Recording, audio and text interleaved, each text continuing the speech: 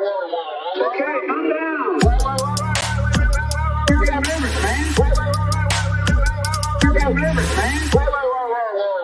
Okay, calm down. Hello and welcome to the Katie Halper Show. Thank you so much for joining us tonight. We have a great show for you tonight. As always, we have a couple of guests coming on, both very excited to talk to. First, I'm going to be talking to Jill Stein, and after that, I'm going to play an interview that I did with Palestinian American historian Rashid Khalidi, who's the author of the excellent book, The 100 Years War on Palestine. We're also going to be talking about Israel Palestine with Jill Stein, but also with I'll be doing some analysis of the media and clips about what's happening in Rafah between those two interviews. So that's what we're going to be doing tonight. And of course, as always, I would like to invite everyone to like the stream. That's a free way to support the stream and get more eyes on the stream. Spread the word about the show and about the important topics that we cover. Also, subscribe if you haven't already subscribed. Hit subscribe and the bell so you never miss any streams. And if you can become Patreon supporters, that's great. Patreon.com/The Katie Halper Show. Again, that's patreon.com/The Katie Halper Show. In fact, if you're a Patreon supporter at the $5 level, you will get an extended interview with Dr. Rashid Khalidi as soon as this stream ends. So yeah, many reasons to become Patreon supporters. You'll also get the extended interview with Max Blumenthal, where he talks about Dr. Jill Stein and why he is supporting her. So speaking of Dr. Jill Stein, I'm going to bring on our first guest. And that first guest is Dr. Jill Stein, who is a Chicago-born, Harvard-educated physician, environmental health advocate, and organizer for People, Planet, and Peace. She has led initiatives to fight environmental racism, injustice, and pollution. She's helped win victories in campaign finance reform, racially just redistricting, and environmental health. She ran for president with the Green Party in 2012 and 2016. So welcome, Dr. Jill Stein. Thank you so much, Katie. Really great to be here. Thanks for coming on. My honor. Really grateful to the heavy lifting that you've been doing on the key issues of our time here. And thank you. Grateful to you for all that work. Well, actually, let's talk about one of those heavy issues, which is, of course, Israel Palestine. I want to know, before we get into your analysis of that and also discussion about what you would do as president, I was curious if you were raised as a Zionist, and if you had an aha moment which changed the way you saw Israel and Palestine. So yes, I was definitely raised as a Zionist. I mean, what Jew grew up in the 1950s, that wasn't, my grandfather's name was Israel. And, we were active in a Reform Jewish synagogue. I went to Sunday school once a week, till I was 13 or 14, something like that. And Israel was a very big deal, and everybody was supposed to go there. For reasons I can't exactly explain, I was sort of resistant to that, maybe because it was the Vietnam War, and I was just suspicious of things that were being sort of drummed into you as a kid. So I think I was maybe the only person in my family that did not go to Israel and sort of be part of that general cheerleading. But, the community was a very sort of socially conscious, justice-seeking community. And that was sort of the overarching thing that I got left with. So I never had exactly a wake-up moment, but, I was never head over heels. And the family kind of went in various directions. One of my sisters was a very early advocate for Palestinian human rights way back when, and the family was at loggerheads about that, way back, I'd say like in the 70s or so. So yeah, I mean, it's definitely an issue, and it's a huge issue, of course, in Jewish culture right now. And I have to say, I'm personally so grateful for the likes of you and Miko Peled and Jewish Voice for Peace that I think play such an important role now in clarifying. It's not, it's Zionism is not Judaism. Right. And furthermore, that Israelis are in the target hairs on this as well. And no one's future is being more imperiled by this, this horrific conflict that really makes Israel kind of the big bad guy now and the pariah state around the world. So this is really a threat to everyone, including everybody in the Jewish community as well.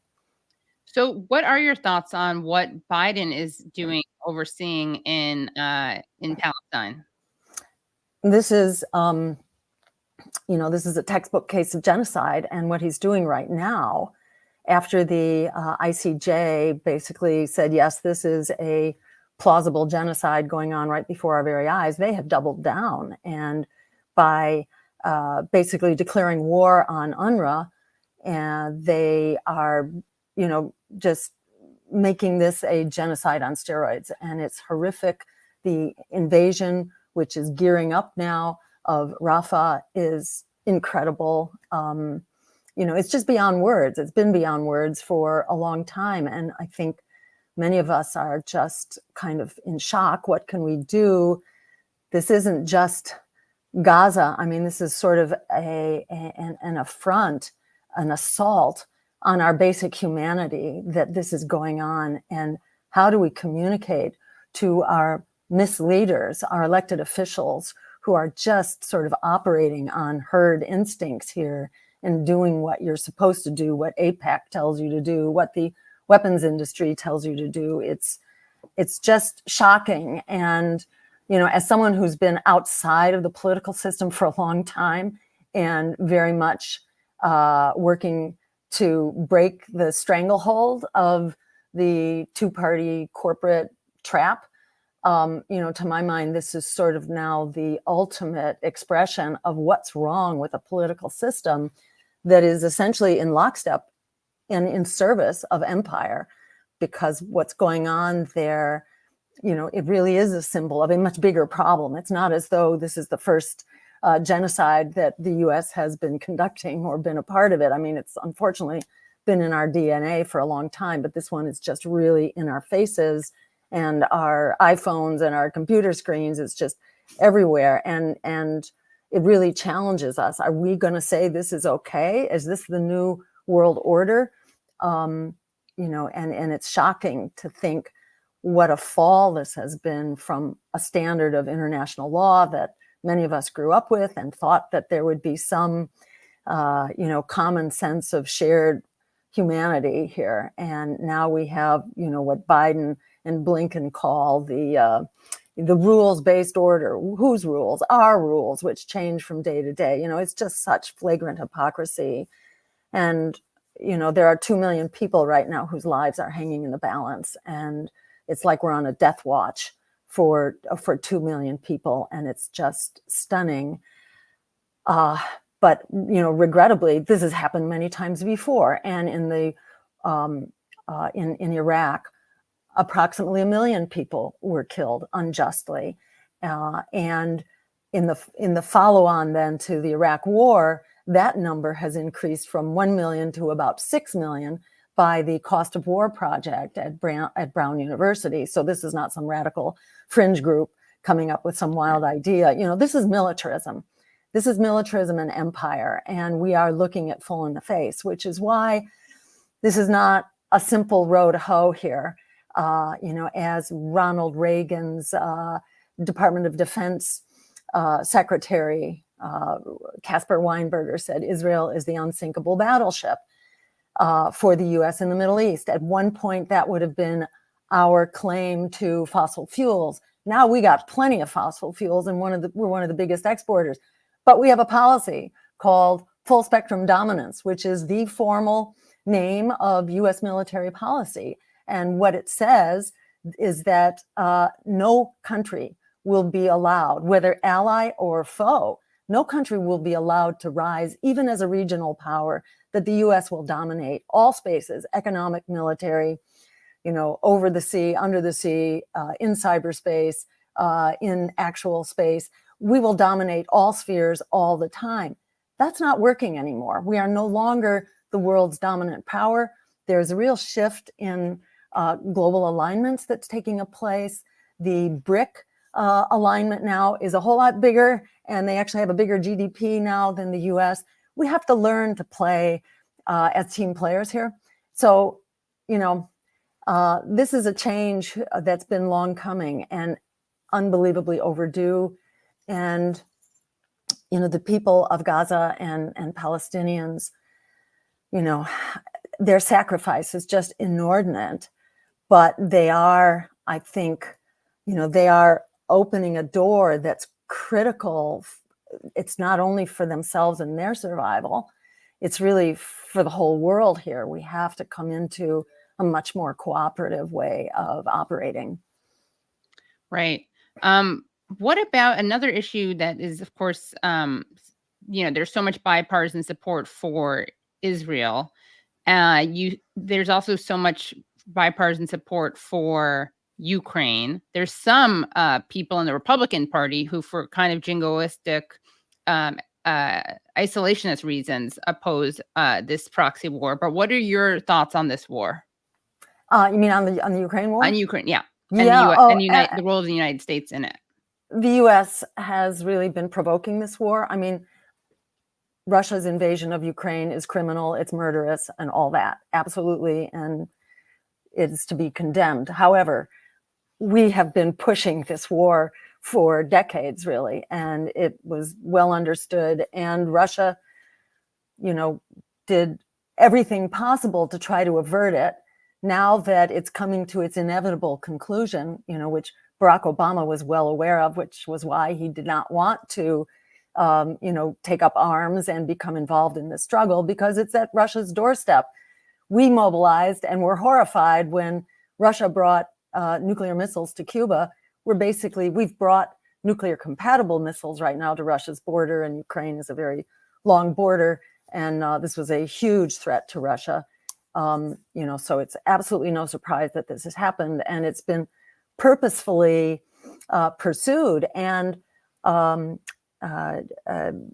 agreements that would have nipped this in the bud or would have averted it before the war broke out, those were all sabotaged, basically, undermined by the US and dismissed and written off.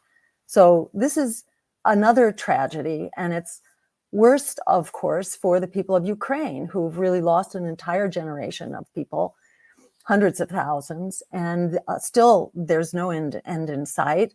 We instigated the coup at the Maidan, and all sorts of actions in the run-up to that. Victoria Nuland bragged about how we had spent billions of dollars, laying the groundwork for democracy, basically sowing the seeds of conflict, where what Russia wanted was neutrality, just an Austria-type relationship to Europe and to Russia. So now we're, grinding down on this war. It's hopefully drawing to a conclusion. And, the peace deal will basically have the same elements that have been proposed way back with the Minsk Accords, except that now there will be greater advantage in Russia's hand because they have won a huge victory, which people with military insight were predicting from the get-go. So this is really regrettable, and it's another symptom, I think, of empire and the corruption of our leadership and the extent to which the military-industrial complex is calling the shots.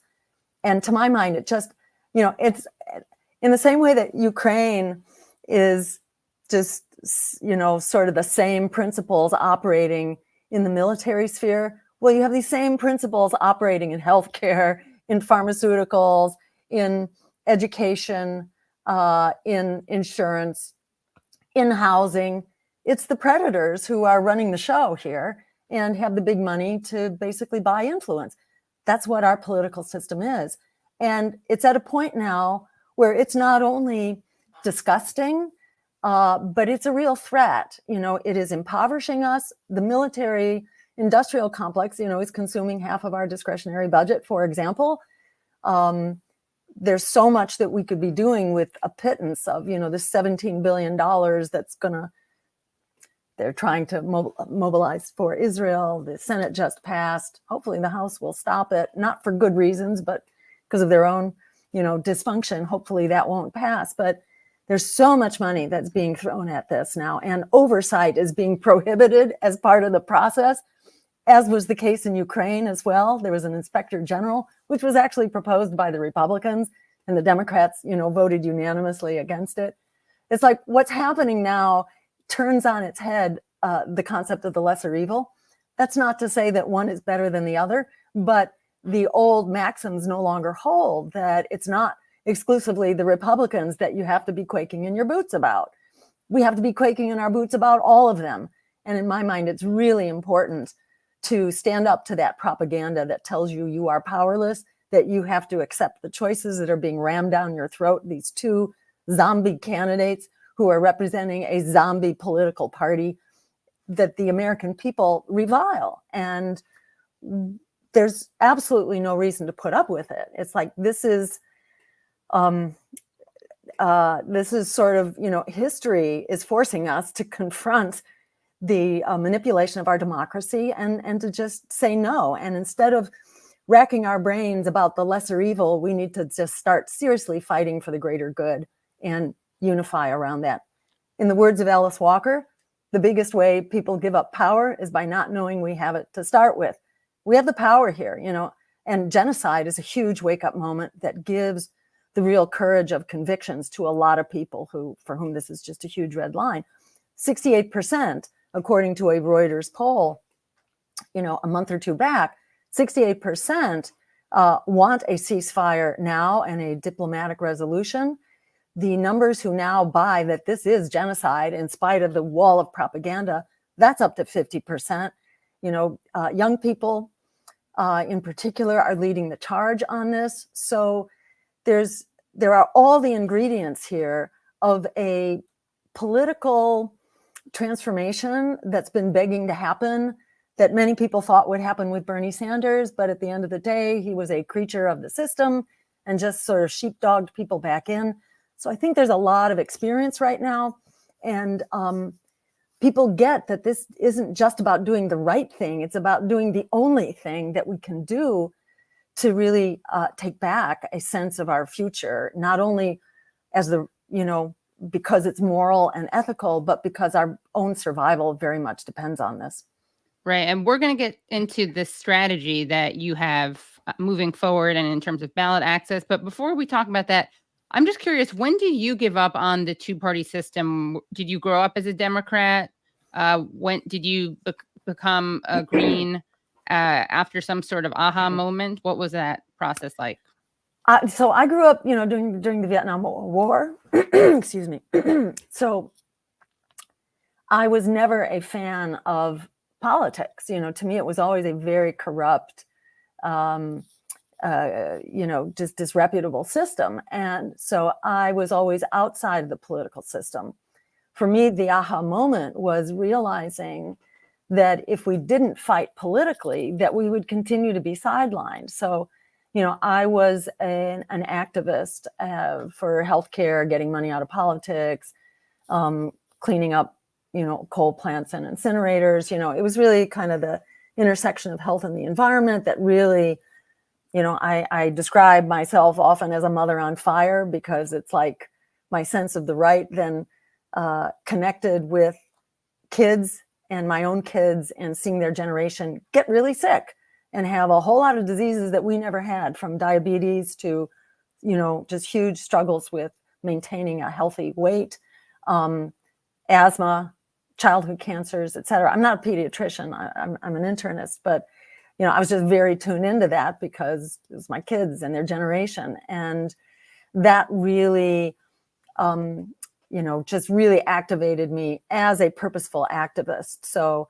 I was I was practicing clinical medicine, and I transitioned to political medicine from clinical in order to address the mother of all illnesses, our political system, which is literally killing us. And in order to fix the things that are literally killing us, from, pollution to poverty to community violence and nuclear war, and climate change, in order to deal with that, we're going nowhere. We're going backwards, and we're told to measure our progress in how we slow the backslide, So I was not a fan of the political system at all, I was an activist. And as I became more and more frustrated as an activist, we passed campaign finance reform in my home state of Massachusetts. We passed the so-called clean elections system so that we could have public funding of campaigns in order to take the power out of this corruption. And we passed it by a 2-to-1 margin through a voter referendum. And then the progressive Democrats, we have good progressive Democrats here in Massachusetts, they repealed it on a voice vote in the legislature. And so for me, that was like really the last straw. And I was ready to be activated. At that point, I got tricked by Greens in my home state, who basically tricked me into running for office, thinking that running for office would, as they pitched it, well, you'll just be doing kind of the public education and mobilization around legislation and regulation. That's kind of what I was doing. They said, well, just do it in a political campaign. Of course, it's much more than that when you run for office. But that's why I was tricked into it and discovered that it wasn't at all what it was made out to be. If you're not running as a conventional candidate, it's just a series of public conversations. And it was really so exciting and enlightening to me to see how much wiggle room there is. People don't really live in these pigeonholes that we're told we're a part of. People don't live there. We live in a much more kind of undefined and nebulous space, and there's lots of room for human dialogue. And I was just, I entered into my first race in 2002, which was running for governor against Mitt Romney, by the way, here in Massachusetts. I entered in out of absolute desperation because nothing else was working. And I came out of that race with a whole lot of inspiration, saying, oh my God, there's this whole public forum which is being suppressed and misrepresented. And I also discovered that you didn't need to persuade people about the progressive agenda, which is what I was always taught to believe as an advocate, that, oh no, people don't support, clean air or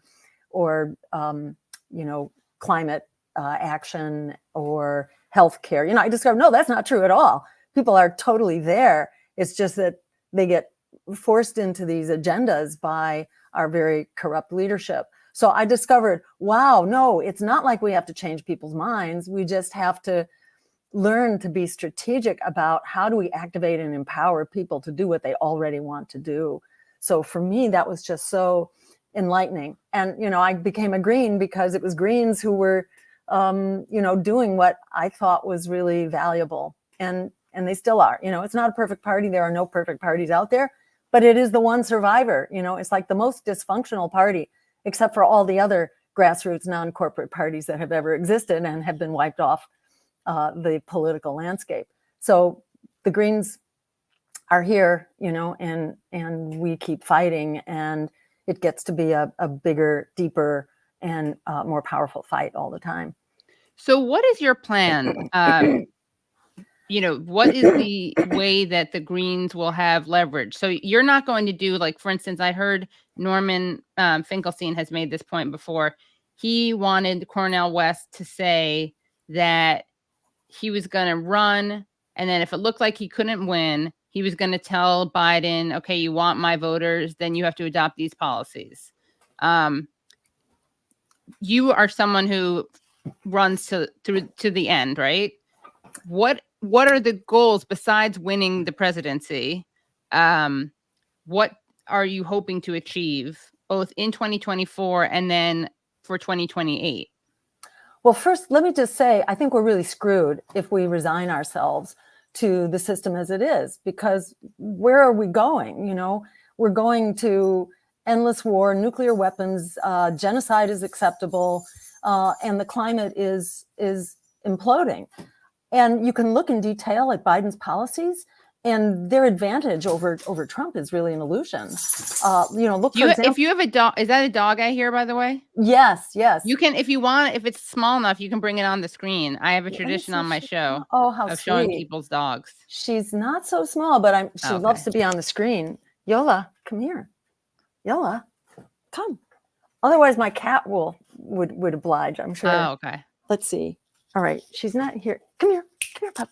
Come here. Good girl. Come here. Come here. Good girl. All right. Can you come up? There we go. Oh my Yes. God! What Oh, kind? good. She is a Vizsla, which is it's a Hungarian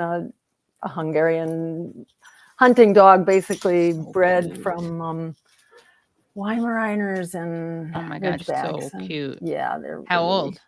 She's about 7. Oh, okay. Oh my God! So cute. Well, yeah. I heard the little bell in the background. I wanted you to know it's a safe space for. Oh, We had good. Mike Ravel, the late Mike Ravel. He came. He had a dog that we saw. Max Blumenthal showed a cat. Who else showed their dogs? I'm blanking on it, but we've had other people show their dogs. So anyway, yeah. but So let me just tell you, for example, we hear about all the great climate programs that Biden is enacting. Well, he approved these 22 LNG plants, these liquefied natural gas plants, which basically grew out of blowing up the Nordstream Pipeline, created a huge market. So they were able to justify pushing these plants. Some of them may have been approved beforehand, but a huge influx came as a consequence of blowing it up, which either Biden did or Biden approved. Biden gave the thumbs up for, so it's really got his fingerprints all over it. But then they approved this huge new influx of LNG plants, and they don't have to count those emissions because they're going offshore. Right. So, but actually the world counts those emissions and the climate counts those emissions. And the Sierra Club did an analysis showing that these plants that we have our wonderful Democratic Party to thank for, they amount to 440 new coal plants. So it makes Trump look like a climate advocate compared to what Biden is doing here. Biden has abandoned his his promises that he won't pillage public lands, no more fossil fuel extraction on public lands or offshore. All that has gone out the window. So what exactly are we protecting people from, looking at what he's doing? Or, look at his policies on war. I mean, it's been the Democrats who've been leading the charge, both in Ukraine and, certainly in Israel. Not that Trump is better, but, the Democrats have really distinguished themselves by their unanimous or near unanimous votes, their refusal to allow, accountability. The Israel aid that they're passing now will not have oversight by Congress. It's just outrageous. So, what are you doing by protecting their monopoly? And you're not just protecting their monopoly, it's you're undercutting your own political power. In the words of Frederick Douglass, power concedes nothing without a demand. It never has and it never will. So if you're not willing to stand up and make that demand, basically people are being cowed by the Democrats' propaganda. They're very self-serving propaganda. What is it that spoils their elections? Look at their most spoiled election ever. That was 2010 in the midterms. What happened then? They lost 1,000 seats in state legislatures. They lost 64 congressional seats, 12 Senate seats, and 13 governorships. This was an absolute, blowout for the Democrats' stranglehold on power. The most spoiled election ever.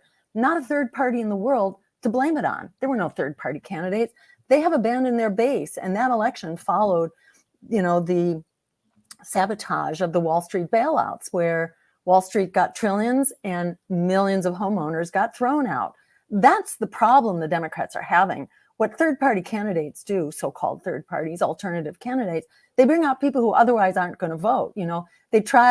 Hillary Clinton tried to blame me for her loss. However, the vast majority of people who voted Green just would not have voted at all. So this is a plain old BS, as is their propaganda about Ralph Nader as well. Exactly right. Yeah, no, this is just a self-serving propaganda. And I can't believe that people, who are otherwise skeptical and thoughtful buy into this and let themselves be politically neutered, because that's what you're doing here. You're just allowing them to ride roughshod over you and allow the status quo to continue to throw us all under the bus.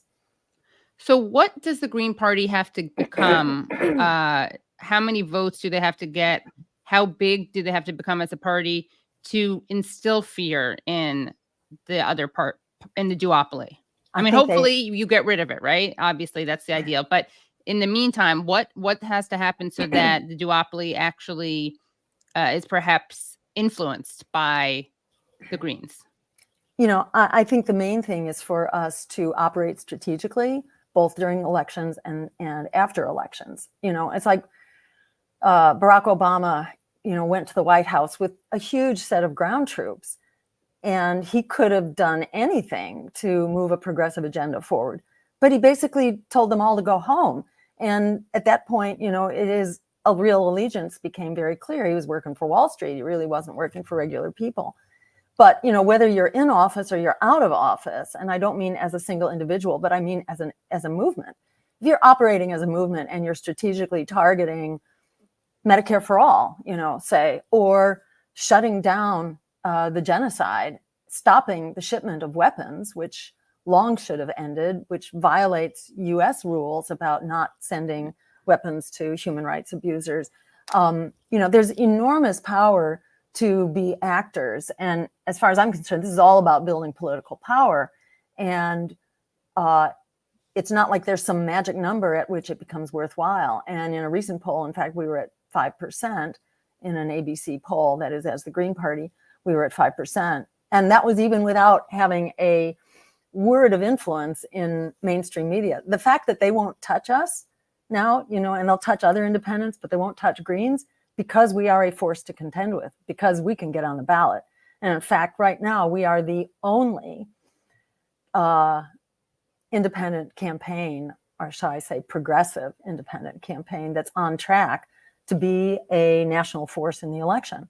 We're on the ballot now in 20 or 21 states. And we are actively carrying petitions right now in another 20, another 10. We have to wait for the go signal. You can only start carrying petitions when the state says so. It's a whole complicated set of rules because they don't want you to know. They don't want you, excuse me. They don't want you to be able to do this. But we've been watchdogging this for decades, actually. And we have a proven track record to be able to do it. So I think there's a lot of fear about what the Greens can do, that we can get traction. We're not a one-off. We're not newcomers here. We know how to do this. In my last race, we were on the ballot in 47 states, and it was about 97% of voters. So we are a political force to contend with. The other campaigns, so we have 20 to 21 states, going on 30 right now, and we're headed for 50.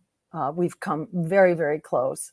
One of the states right now where we're in the process of turning in signatures is South Dakota. We've never been on the ballot before in South Dakota, and we're getting on now through the help of activists in the Lakota Nation that we've just built relationships with at Standing Rock and so on.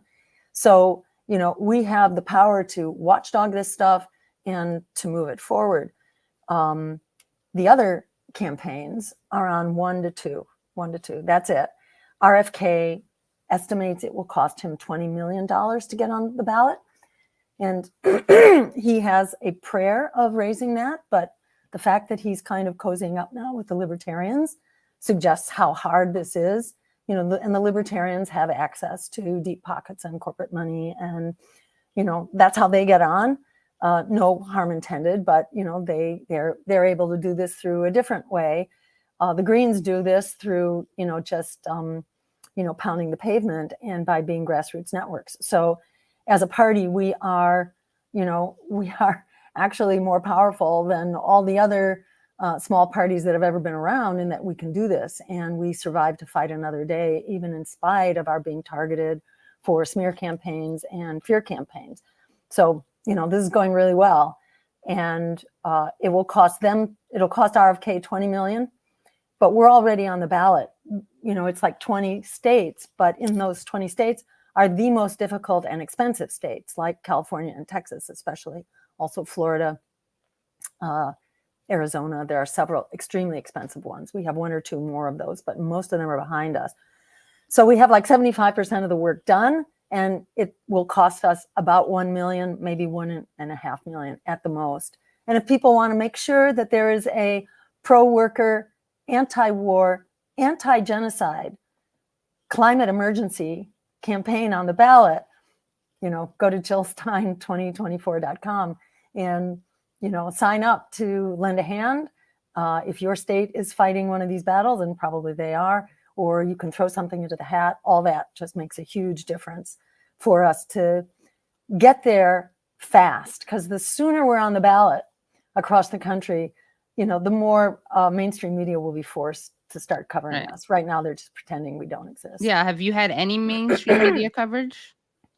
News Nation has covered us a couple times, but like even Democracy Now! Won't cover us. They get a lot of their money from Democratic Party donors, and I think they don't want to ruffle their feathers. Right. So, they've covered Dr. West several times, and they won't cover us, even though we're the ones who are on the ballot and heading for the whole ballot. They, it's just, we're kind of an inconvenience. Yeah. Why do you think it is that they would cover Cornel West, but not you guys? Because we're a real threat. We have ballot access. We've done it before. We're in the process of doing it right now. At the end of the day, we're going to be a force to contend with.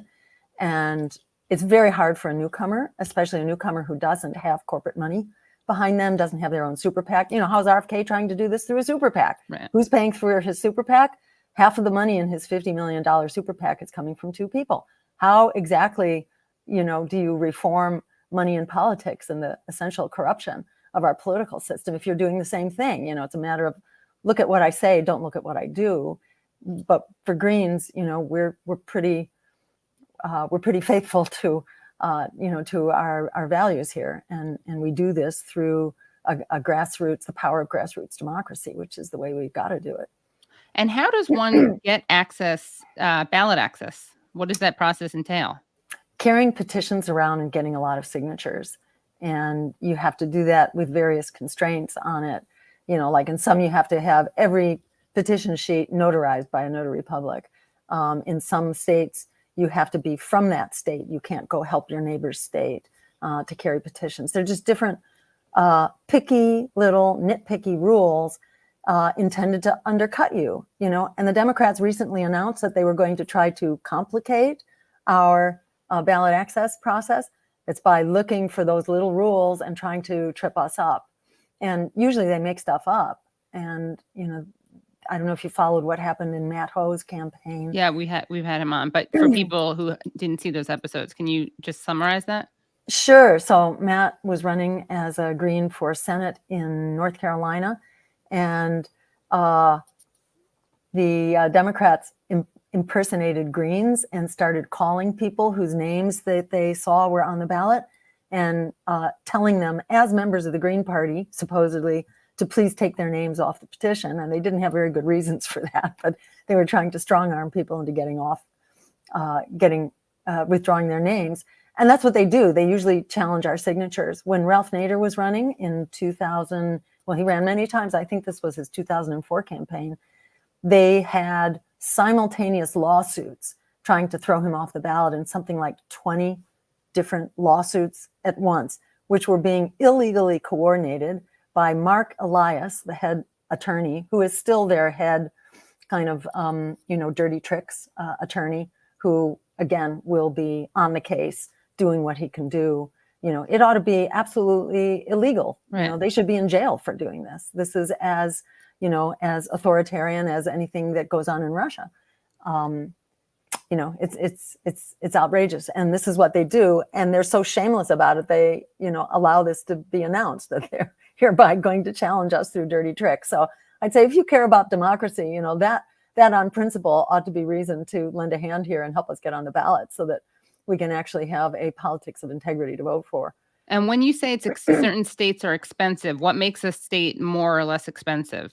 So like in California. Which is a terrible thing to even say out loud, that ballot access is expensive, but yeah. Exactly. I know. It's like buy your way on the ballot. That's really what it Right. is. We have a election system that's completely controlled by big money. So in California, it costs many millions of dollars to get on the ballot.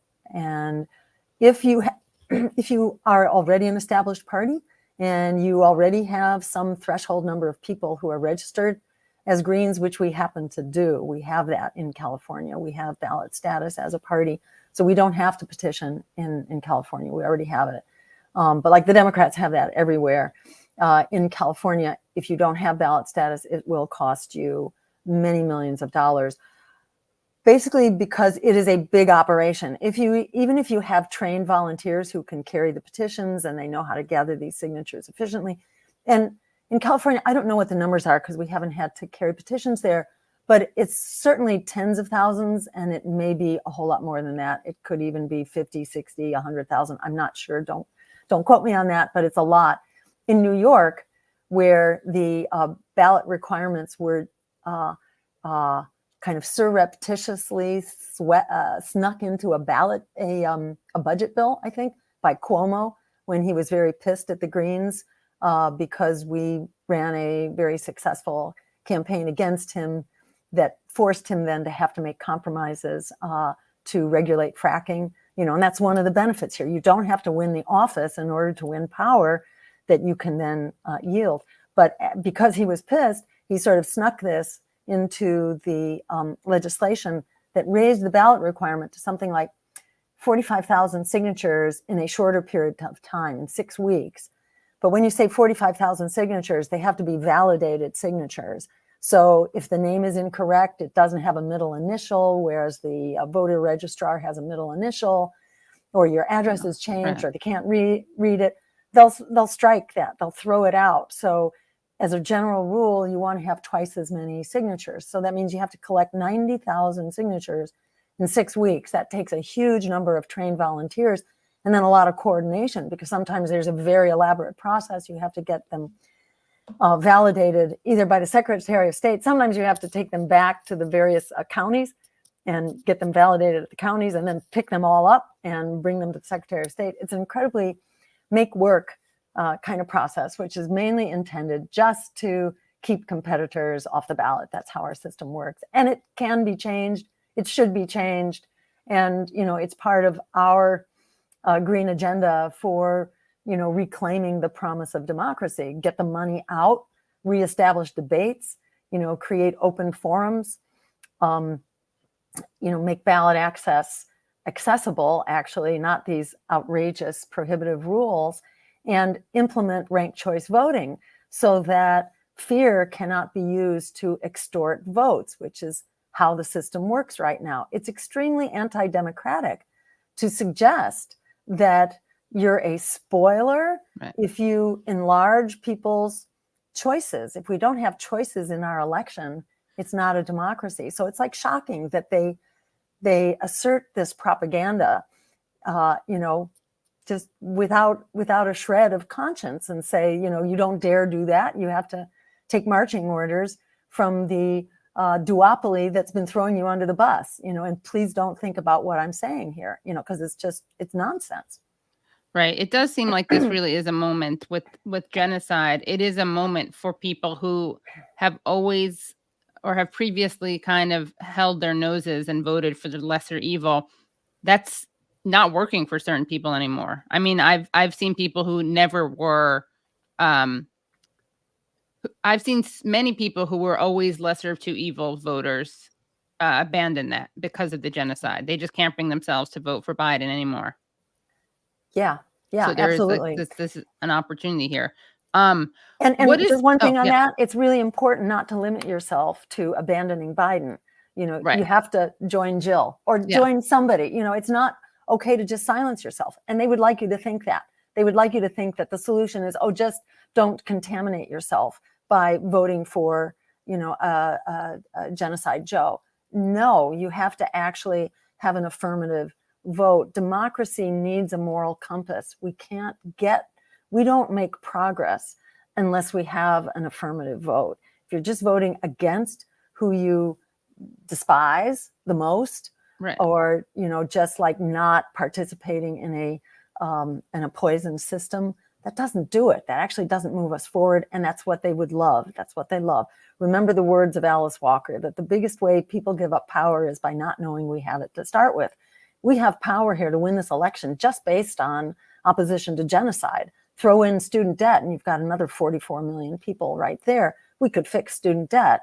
We could fix healthcare. There are 100 million people right now who have medical debt, which also could be fixed even without fixing the healthcare. I mean, there are just so many solutions galore that we don't touch with a 10-foot pole because it's been, established by academics all over the place. There's all the studies, if you want them, that what drives the system is the power of money. It's not the power of our need or the power of our vision, the power of what we actually can accomplish. That is real. And it's important for us to have the courage of our convictions, especially at a moment like this when, the world is really going to hell in a handbasket. We really need to stand up for the way that we need to go. I'm just saying that in itself is an opportunity that people are no longer feeling obliged or obligated to vote for the lesser evil. That opens them up to exploring alternatives. And I do think it's true if you're going to be not voting for Biden, which I'm in New York, I'm not voting for Biden. I don't even have to think about it. But if you're not voting for Biden, it seems a waste to not vote for someone else. You should be sending a message that way and empowering a challenge to the duopoly. So exactly. What is the relationship between you and Cornel West and Claudia de la Cruz? I've had all three of you now on my show, and you are fairly comparable in terms of your policies, it looks like. I haven't seen any major distinctions. So two questions. One is what happened with Cornel and the Greens? There's always some, there were some comments in the chat, people suggesting certain things about whose idea it was for him to run, whether you pushed him to join the Greens. What happened there? And then what do you hope to happen moving forward with you and Claudia and Cornel? Yeah, so you may remember Cornel was kind of stuck with his very awkward situation with the People's Party. And so we came in and said, hey, do you want to run as a Green? We would love to get behind you and we'll help you set up, we'll help you transition and we'll do that work. We know how to kind of get a campaign up and running really fast. And so he said, sure. And we did that. And, it's not so easy to build a relationship with a political party under any circumstances, but especially when you're, it's like a gunshot marriage, it's like, especially when you're running for president, it's really hard. It's a very high stress thing. And unless you, I'd say not only know the party, but unless you know the players, there has to be so much teamwork and trust, and there's so much risk involved. If you don't have that, it's really hard to run. And people also make a lot of demands of you. If you are their candidate and they're out there, pounding the pavement for you, they want to know your policies and they want to debate your policies. And that can kind of be a pain in the butt. If you're accustomed to being your own voice and you've been an independent voice for a long time, it's a lot to come to terms with. So, it just became clear that Cornel wanted to have his own voice and not be encumbered by another organization and go through all the hoops of being in a political party. So, he decided, I didn't know about it until he already made the decision. And, and then suddenly we were informed that, he would be out on Monday. And, and that was fine. And it totally made sense. And I could actually see it coming. But that left us then having to scramble, because if you don't use your ballot access, you will lose it. And when he walked away from the Greens, he walked away from $5 or $6 or $10 million worth of ballot lines. So how strategic a move was this? I don't know, but it will be really hard, I think, for anybody to just jump in and suddenly raise that money and get on the ballot as a force to contend with. You can always get on 10 states if you scramble, but then you really hit the ceiling. So it's hard to say that you are actually threatening empire. If you want to threaten empire, you've got to be on the ballot for like at least 97% of voters. But we had a very amicable parting of ways, and we still wave and say hi when we're at forums together. So it's, and in fact, our campaign put out feelers right away saying, look, we're probably going to have ballot access, and we have, we're going to have a VP slot. Would you like to talk about that? And that doesn't seem to be going anywhere. So we're still open to it, but I'm not sure that, Dr. West has that in mind right now. I think you may have to go through the hoops of trying to get on the ballot to actually see what it's like. But as a rule, people don't get on the ballot first time around, especially unless they have big corporate sponsors. It just doesn't happen. It would be the first time. And as I said, I think they're on in 1 or 2 states right now, having been in the race now for quite some time. So, I think the proof is in the pudding, and we'll see where that goes. But it continues to be the fact that we are on track right now for a nationwide run, a 50-state run, and we have an open slot. And I think it makes a lot of sense for us progressive parties and progressives to collaborate. And, we've had some preliminary conversations with people across party lines about how that might possibly work. But, nothing formal at this point. And what are your thoughts on Claudia from PSL, People's Party for Socialism and Liberation?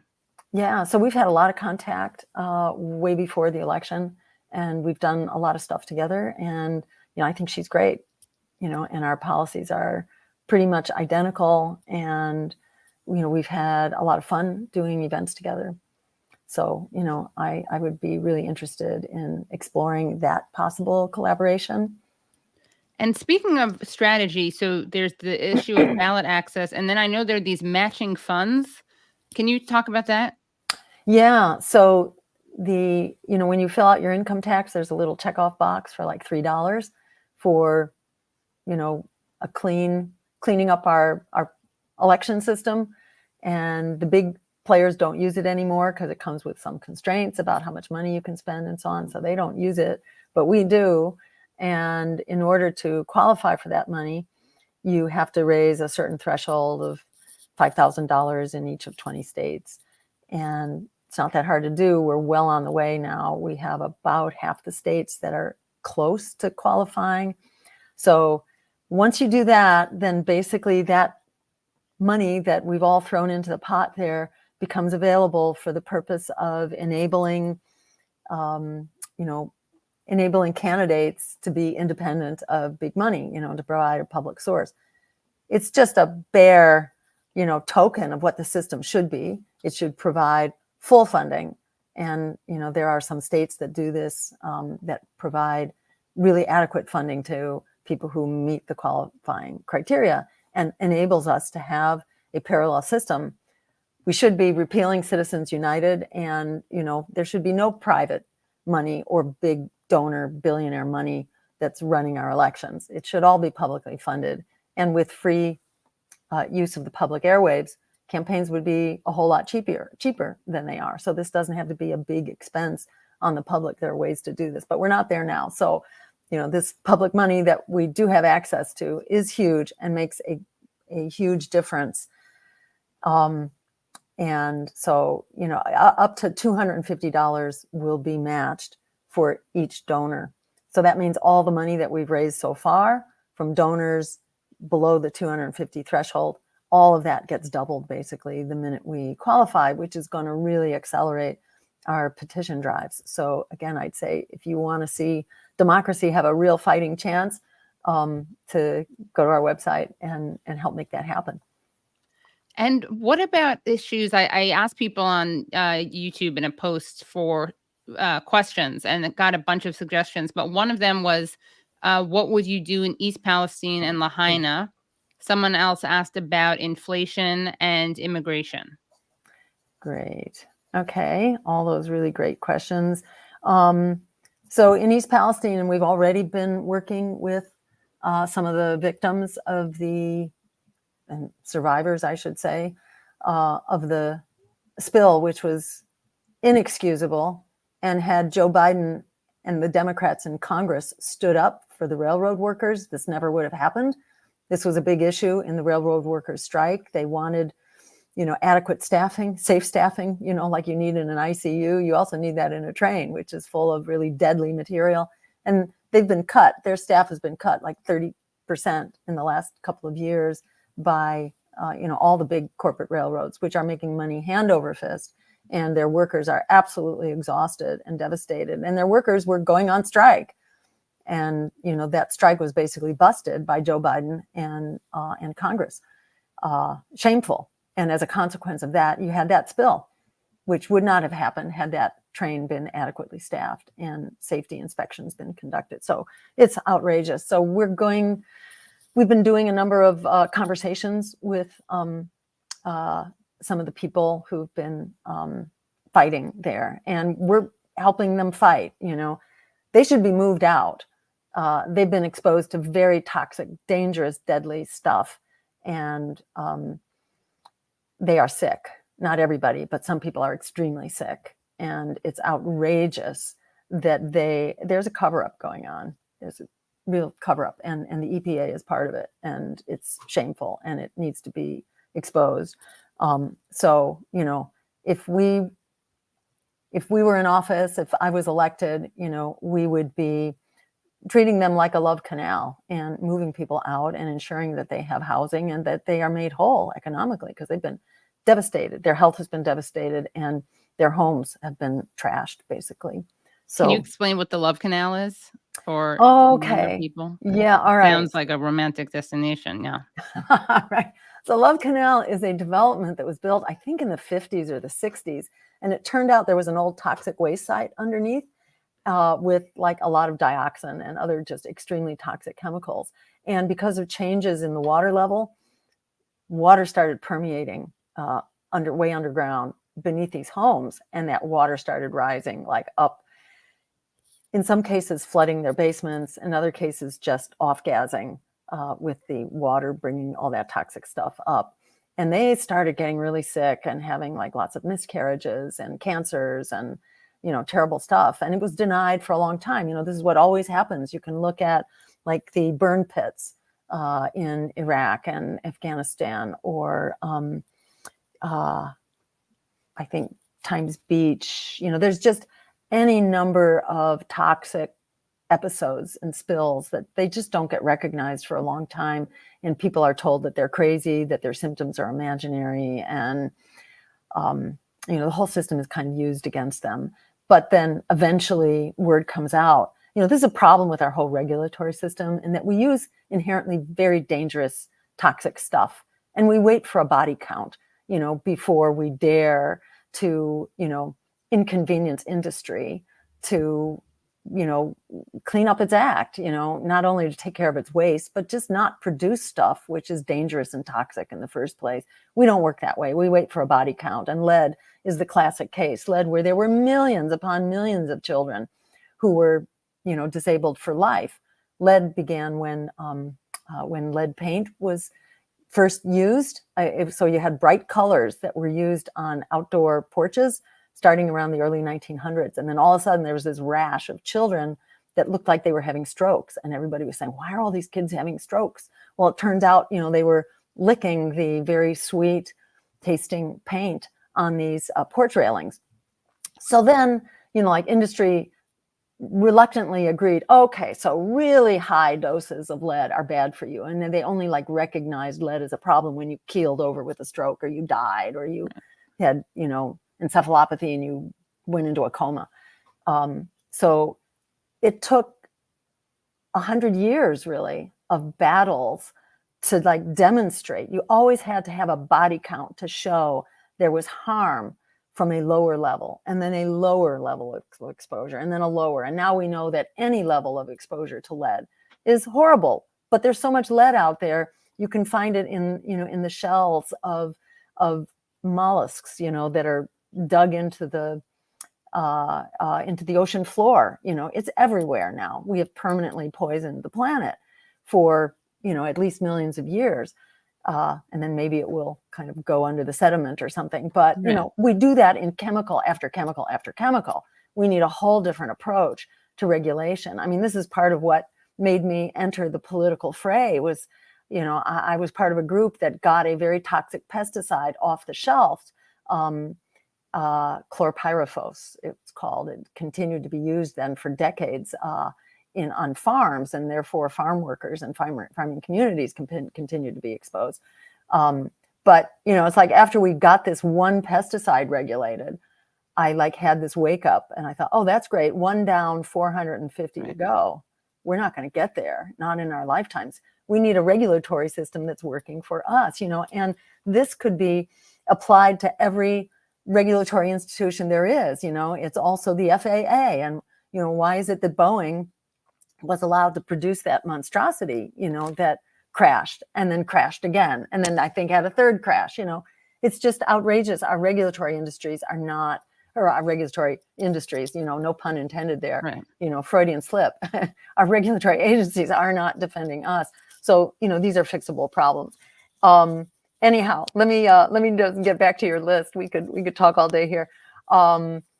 Lahaina, it's outrageous. Here we are sending $17 billion to drop 2,000-pound bombs on refugees instead of, dealing with the people of Lahaina whose homes, livelihoods, communities have been devastated. And where's the relief? The relief is not coming.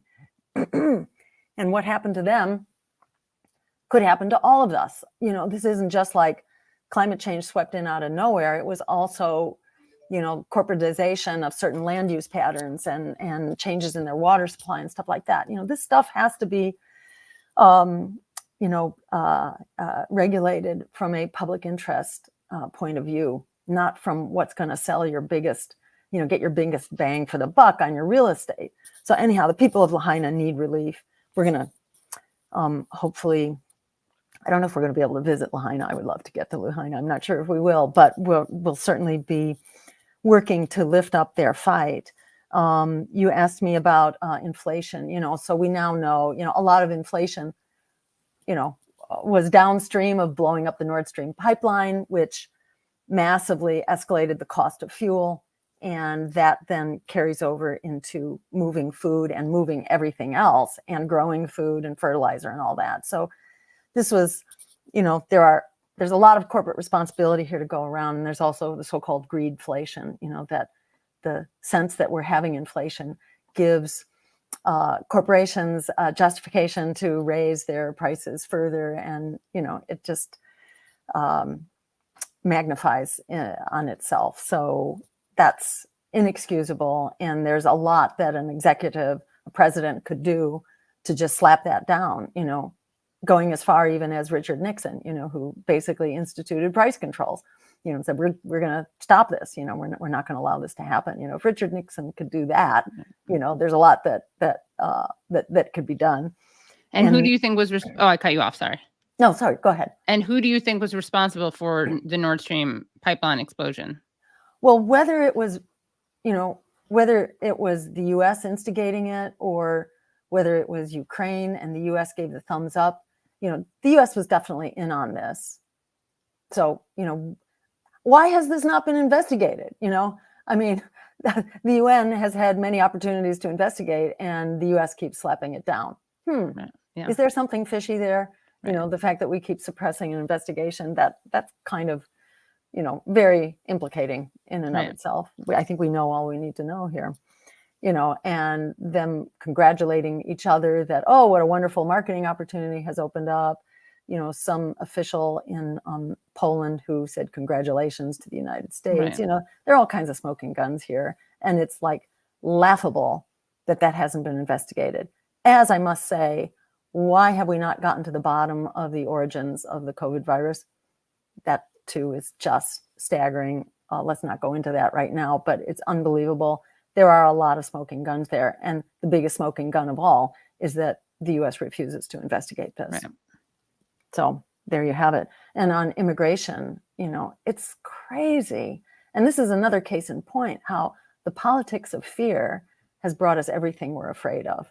The lesser evil thing doesn't get you there. It just really takes the momentum out of the progressive movement entirely. So now you have Joe Biden and the Democrats basically adopting the most horrific practices of the Republicans and pretending that the wall is going to solve this problem. The wall is not going to solve this problem. What has to be done fundamentally is we have to shut down the spigot. That is, we have to stop driving people out of their homes. People don't get into a boat or wade across a dangerous river unless that is safer than the lives that they are leading right now. People do not want to leave their families and their communities, which you have to do if you are going to migrate. So we have to stop driving people out of their homes through war, by disrupting their economies, by practicing regime change, which we have done, like some 70 sometimes since the Second World War. And those are just the covert regime change operations, not the wars.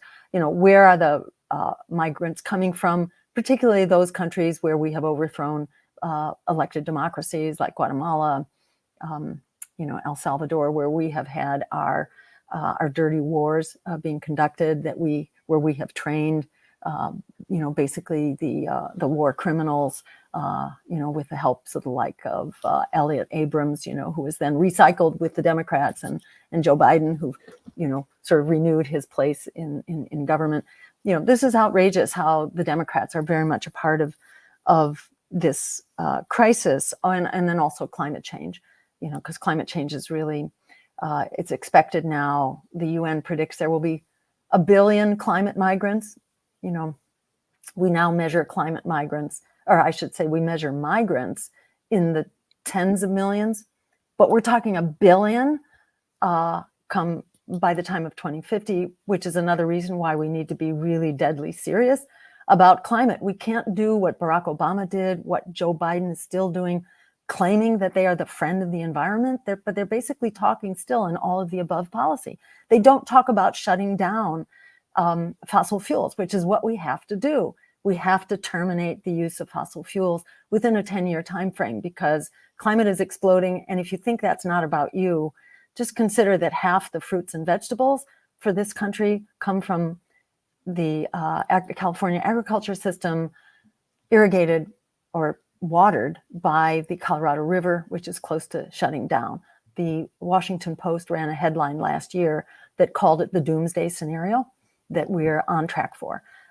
So if you think, and it's kind of become fashionable to deny climate change now among some so-called, progressives, liberals, I guess, who are suddenly skeptical about climate change, mainly because they've allowed the propaganda to get under their skin. Likewise for nuclear power, we could talk about that one too. But these are extremely dangerous, and it's very important to hear the full debate here and not just listen to one side with the propaganda. And it's, the case is overwhelming. We need to get with the program here. So that's the first step in to dealing with the immigration problem. And also it's the drug trade. So the president on day one can decriminalize many drugs, but including in particular marijuana. And the marijuana is a big workhorse for the drug trade. So simply by beginning to legalize drugs and provide to address the whole problem as a public health issue, not as a criminal issue, you pull the rug out from under the drug trade, and thereby, the violence that surrounds it, which is also driving people from its homes. So there's a lot we can do now immediately to undercut the drivers of immigration. And then instead of spending money on so-called enforcement and barriers and entrapment and private prisons and separating families at the border and all of this horrific stuff, which has been widely embraced by the Democrats now too. Instead, we invest in dealing with those immigrants who are here and who arrive at their border. We need to deal with them efficiently and humanely, get them processed, get them working papers, ensure that people who cross the border are law-abiding citizens, that they don't have serious, criminal records. They're not, part of the drug trade. That can be done with adequate resources to do that. We can ensure that migration is safe and efficient, and that the burden of accepting these refugees from our predatory policies, accepting those refugees should not be a burden of local communities and states. The federal government needs to take responsibility for that, which they can. Remember, we're spending well over $1 trillion a year just killing people right now. So imagine how much money we would save if we stopped killing people on an epic scale. We have the money to do this, and it can be done. And we should stop allowing the Democrats and Republicans to make us think that immigrants are the problem. Immigrants are really the cultural wealth of our nation. It's not just immigrants, also African Americans brought here, against their will, and Native Americans. But diversity is the cultural wealth of our country. And this is what makes America great. And let's be proud of it. And, and grateful to the immigrants who bring incredible hard work, working ethics, law-abiding traditions. Immigrants are not committing crimes. They're committing crimes at like a fraction of the rate of native-born. So they're diluting our population with really good law-abiding citizens. So let's not demagogue people and make things even harder for people that we have driven out of their homes. And above all, let's stop driving people out of their homes. This is fixable. Well, that's great. And that would be a great place to end. But I also want to ask you one thing just to debunk some stuff, because I don't want to indulge people who say stupid things, but someone said something about why should I listen to Jill Stein? She's met with Michael Flynn and handed the election to Trump. I just want to give you a chance, not that you should have to, but this is just to debunk things, because I know that there are some normies out there who will watch this and say, oh, Jill Stein, she's a Putinist or something. She's responsible for Trump. What were you doing in that photo that they turned into a scandal when you were in Russia? And what do you say to people who say you gave the election to Trump? So what I was doing, I was on a tour of a couple European capitals to talk to world leaders and grassroots groups about our agenda to basically create a global Green New Deal and fix the climate problem, to create a peace offensive in the Middle East. And in Russia, I actually said that Russia was following in the disastrous footsteps of the US by bombing Syria. So I'm challenging all the warmongers here for trying to make peace through war, which doesn't happen. So it was peace in the Middle East and a nuclear weapons ban. Now, if only our leaders would follow my good example and do the same thing, that is what we need to do. That's what John Kennedy did with Khrushchev back in the 1960s and averted a World War III that could have broken out way back then. That's what we need to be doing now. We need to have people who have the backbone to actually talk to their adversaries as well as their allies. This is like not something that should be defended. This is like not rocket science at all. Michael Flynn was not an appointee of the Trump administration at the time. He had most recently been a part of the Obama administration.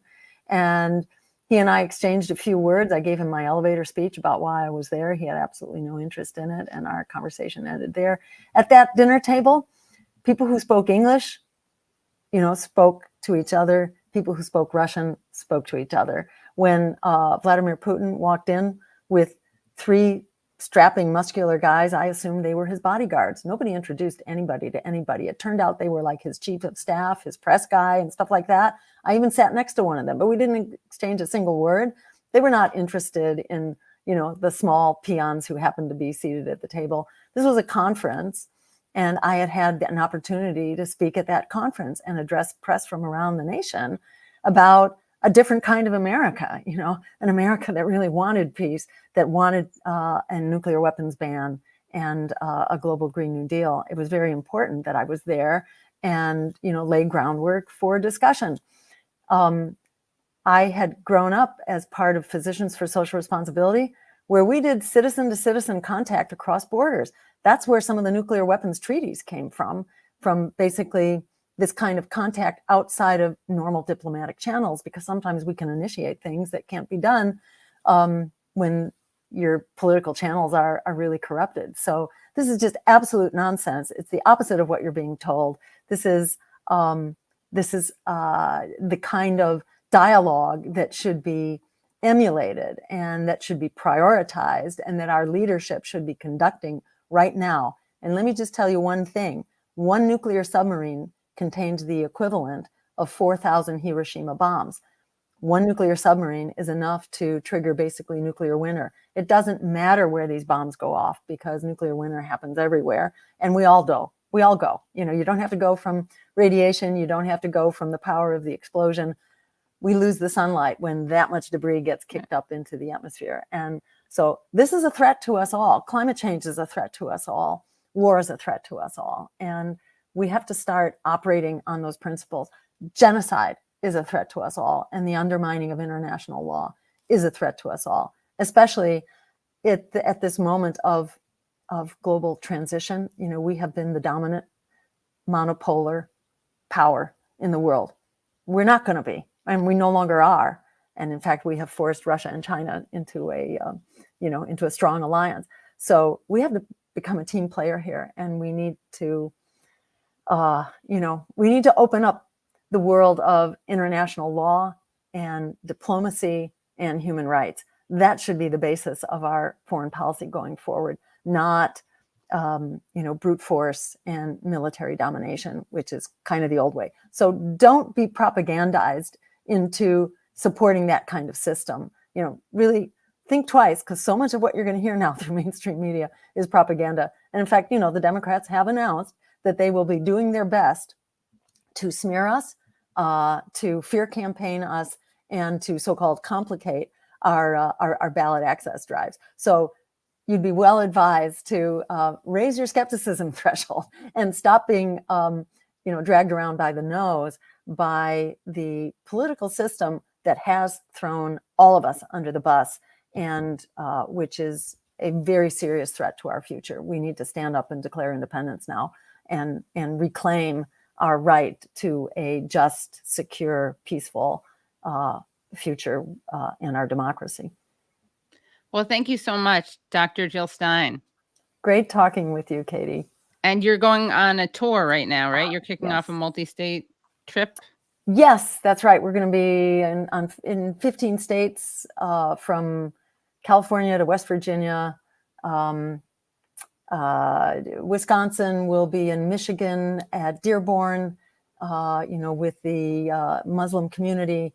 We are going to be going far and wide. So I'd say, go to our website, jillstein2024.com, and sign up just for the newsletter, at least to know about what's going on. If you can throw something into the pot, and make sure that we have a pro-worker, anti-war, anti-genocide climate emergency campaign on the ballot across the country to really point the direction forward. And all bets are off about what's going to happen in this race. So don't let them talk you out of your power. Let's use it for all it's worth.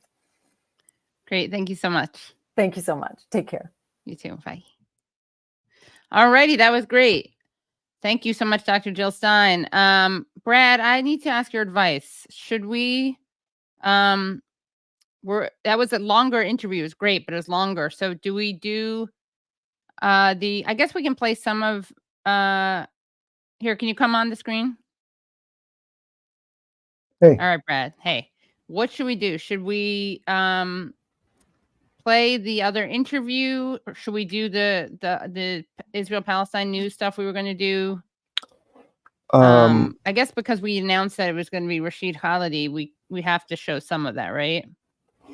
Yeah, and I think it would probably be good to at least do a quick update. Okay, yeah. So we'll do everything then. We'll just do it quickly. Okay. Great. You want to do the second interview first? No, let's do the update. Okay. What do you think? Yeah, sounds good. Okay, so I just wanted to, do you want to stay on screen with me while I do it? Sure. Okay. Will you be able to show the clips and stuff? Yeah. Yeah. Okay, great. All righty. So and just thank you, Dr. Stein, Jill, for making the time. Thank you very much. Yeah, that was great. That was a great interview. Yeah. So I just wanted to, we have another guest on. I interviewed Dr. Rashid Khalidi on Monday. And so I'm going to be playing that. But since we talked mostly about history and not what was happening lately, I wanted to make sure that we addressed what has been happening in Palestine. And so most people probably know this, but just some updates. So while America was watching the Super Bowl, basically Israel was bombing Rafah. And that is the city where over 1 million Palestinians have sought refuge. And so far, at least 100 people were killed. At least 40 children, 40 of them were children.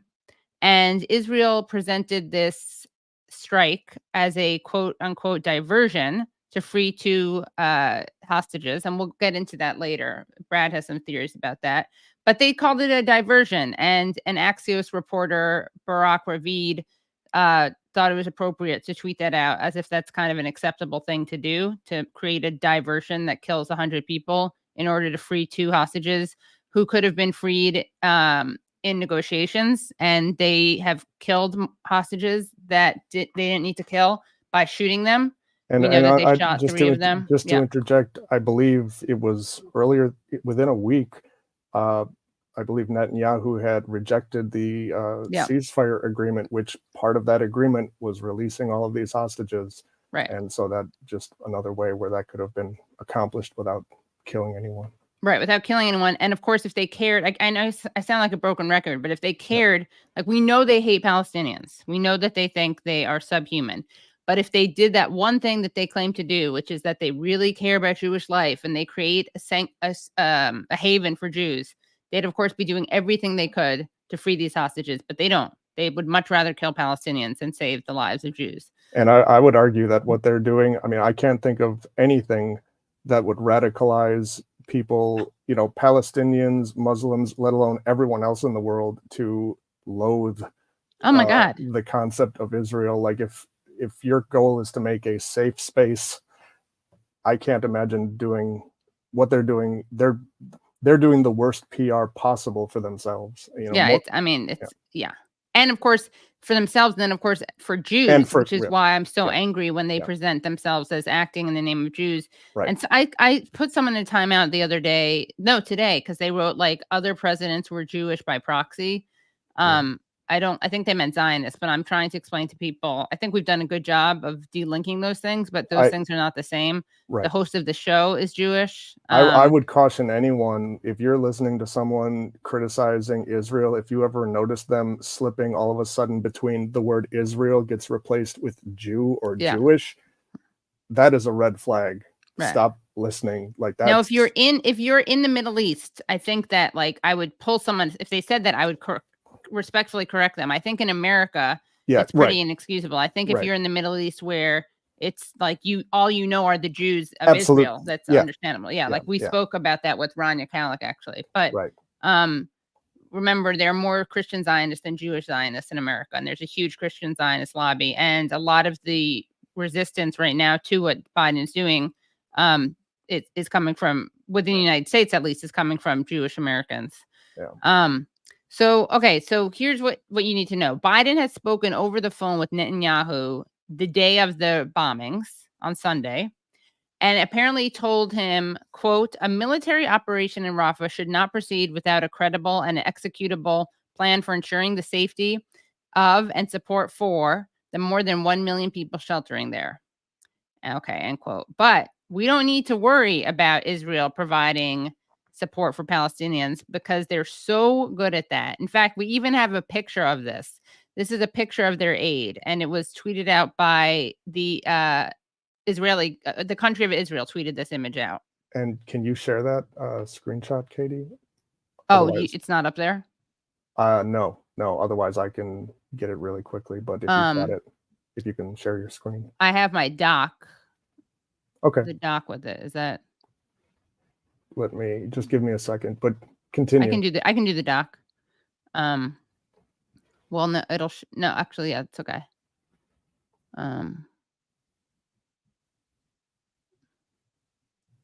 All right, there you go. So here is the tweet and the image. Okay. I'm trying. So it shows, it says it's a tweet by the government of Israel, literally Israel, at Israel on Twitter. 11,000 trucks, 140,000 tons of food, 1,000 water trucks, 17,000 tons of medical supplies, 23,000 tons of tents and shelter equipment. Israel will continue to facilitate the transfer of life-saving humanitarian aid to Gaza. Our war is with Hamas, not with the people of Gaza, right? And then they write #Free Gaza from Hamas. and it says, and approximately 23 tons of tents and shelter equipment. And so that image below is apparently the shelter equipment. But there's only one problem, which is that according to someone on Twitter who noticed this,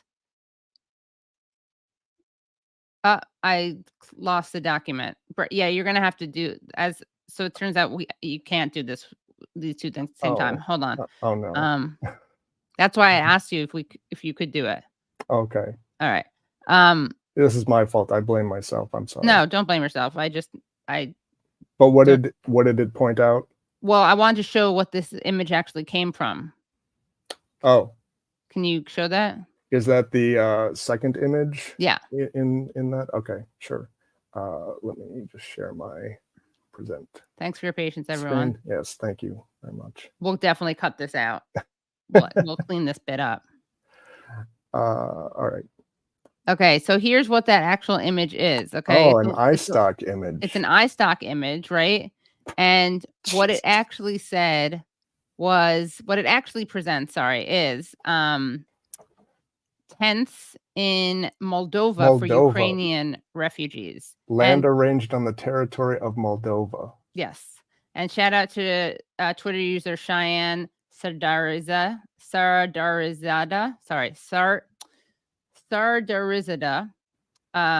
who you can follow at Cheyenne86 on Twitter. Wow. So that's just in case you ever thought that you had to be skeptical of what Israel's saying, because it is true. They do lie a lot. And Israel that's their thing. They lie. In fact, Netanyahu was on the Sunday morning news shows saying that ready for this? That the civilian to terrorist kill ratio was 1-to-1. He said this on the Sunday morning news shows. And that's just, and they just move on from that. Jonathan Karl kind of was like, Karl was kind of like, really? But he should have had the numbers on hand. He should have been like, well, certainly. But I think he said some BS, Netanyahu, about like pretending it was like 20,000 people had been killed, like 20,000 Hamas. But yeah, I mean, but 30,000 Hamas people have not been killed. 30,000 civilians, more have been killed. And there's still people under the rubble as we speak who have not been recovered. And there's still people who could have been recovered, not just recovered like physically, but they could have been saved if they had had the fuel needed to operate the machinery to get them out. It's just wild that they were still that blanket acceptance, more or less, even after they were literally ruled as having a plausible case of genocide, by the International Criminal Court. Right, which was the most aggressive ruling they could do. They couldn't rule it was genocide. They had the only options was plausible or implausible. Like that ruling meant the genocide case will happen. Will proceed. Yes. Right. Yeah. So then, but let's go back to lying and liars. So let's take a look at this clip we have from John Kirby, who's the coordinator for strategic communications at the National Security Council. He was being asked by a reporter if the U.S. would actually do anything if Israel did precisely what Biden claims he told them not to do. Remember, he said that they shouldn't do anything in Rafah if they don't have a credible and executable plan for ensuring the safety of and support for the more than 1 million people sheltering there. So let's see what John Kirby's response to this following question is. On Rafah, has the president ever threatened to strip military assistance from Israel if they move ahead with a Rafah operation that does not take into consequence what happens with civilians? We're going to continue to support Israel. They have a right to defend themselves against Hamas, and we're going to continue to make sure they have the tools and the capabilities to do that. Okay, so it sounds like they're going to do absolutely nothing if they do the thing that Biden claims he's telling them not to do. So Kirby doesn't even play lip service to, we're encouraging them to protect civilians. No, he's absolutely saying, he's given the opportunity to say, will anything happen because of this? Will anything happen if Israel does the thing that the United States is telling them not to? And that's what he's been saying forever now. And like I mentioned to you earlier, Katie, and maybe this has happened and I just didn't see it or hear it, but I've never once heard someone reply to him like, but that's not what's happening. Right. Like, I understand what you're saying. They have the right to That's defend not themselves. right. That's but not that's not- self-defense. Yeah. Right. Killing children is not actually self-defense. Yeah. It makes me It's feel like I'm absolutely losing my disgusting. mind. But luckily we do have some people who try to speak truth to power, push back on the lies, including Saeed Arakat, the Palestinian American journalist who's been on the show. He was a great guest. He's such a great, brave journalist. And here he is talking to another liar, State Department spokesperson Max Miller. Let's hear this exchange. To Matt's point, the president of the United States of America went out and told the entire world, Israel's conduct is over the top. By the way, he called it over the top. Yeah. He called Israel's conduct over the top. He also said Hamas was over the top. The guy is so decrepit and lazy and limited in his faculties, he can probably only memorize one phrase a day. So he decided to go with over the top. War crimes are over the top. Katie. Yeah, exactly. Right. All right. It is over the top. So if it's over the top, what are you willing to do to make it go under the top? We are going to engage with them on specific areas where we expect to see improvement. What kind of improvement? I mean, we saw yesterday that they killed 120 people, maybe a lot more. We don't know how many injured and so on, or how many among the injured will end up dying and all these things. And you're saying that this is, just what you said. You said that we've seen them bomb Rafah, all throughout. Does that make it okay? Does that make it okay when everybody, including the Secretary of State, including the President of the United States of America, including many leaders in this country, have said, you should not attack Rafah, period. Or you can attack it by air? Is that it? We have always said that they can attack legitimate military targets. That's not what and we want to see them take every step that they can to minimize civilian casualties. As I just said, we have seen civilian casualties come down, Right. but as you and I have discussed many times in this room, Saeed, they face a very difficult situation in that Hamas continues to hide itself among the civilian population. If this was a war being fought on a battlefield. By the way, Israel just used a Palestinian human shield. They always say that it's Hamas hiding a civilian population. They're in Gaza. Gaza is densely populated. That's where they live. And they can't get out thanks to Israel. It's not like they're choosing to be in this densely populated area. It's not like they have the option of launching things from some, I don't know, bucolic scene. Using their second passport to... Yeah, exactly. Yeah. Or just have it being allowed to travel to other parts of Palestine. And I would also just interject that, taking him at his word, if civilian casualties are going down, probably because you killed them all. Yeah, right. You run out of them. Yeah. Right. 1% of Gaza has been killed. Yeah. Is it 1% of children or 1% of Gazans? I think 1% of Gazans, but yeah. I may be I mean, yeah, it's just unspeakable. Yeah. But this is a talking point they love using, that it's not Israel's in such a hard place because, Gaza and Hamas doesn't fight fair because they use human shields. Meanwhile, Israel yesterday used a human shield to tell people in a hospital to evacuate. And then when the person came out, shot that person. And they use human shields all the time. There are articles about it. There are videos of it. I mean, they seem to be doing that. I could be imagining it, but I feel like in the last couple of days, there's been at least once a day, it's been like a mother and a child, or it's been, a boy that they, shoot on the street for no reason and then shoot the rescuers that come in to get them. Yes. Or with that little girl hand, and then they shot the ambulances trying to rescue her. I mean, just like stuff you would see you would hear about if you were reading about the Holocaust, like the kind of targeting the inhumanity, these things that you would be raised in it, like an anti-Holocaust curriculum would include stories about children like this being killed. Yeah. This was a war being fought on a battlefield where Hamas would come out and fight. It would be a much different scenario. Right. Unfortunately, it is not. So Israel faces a very difficult situation.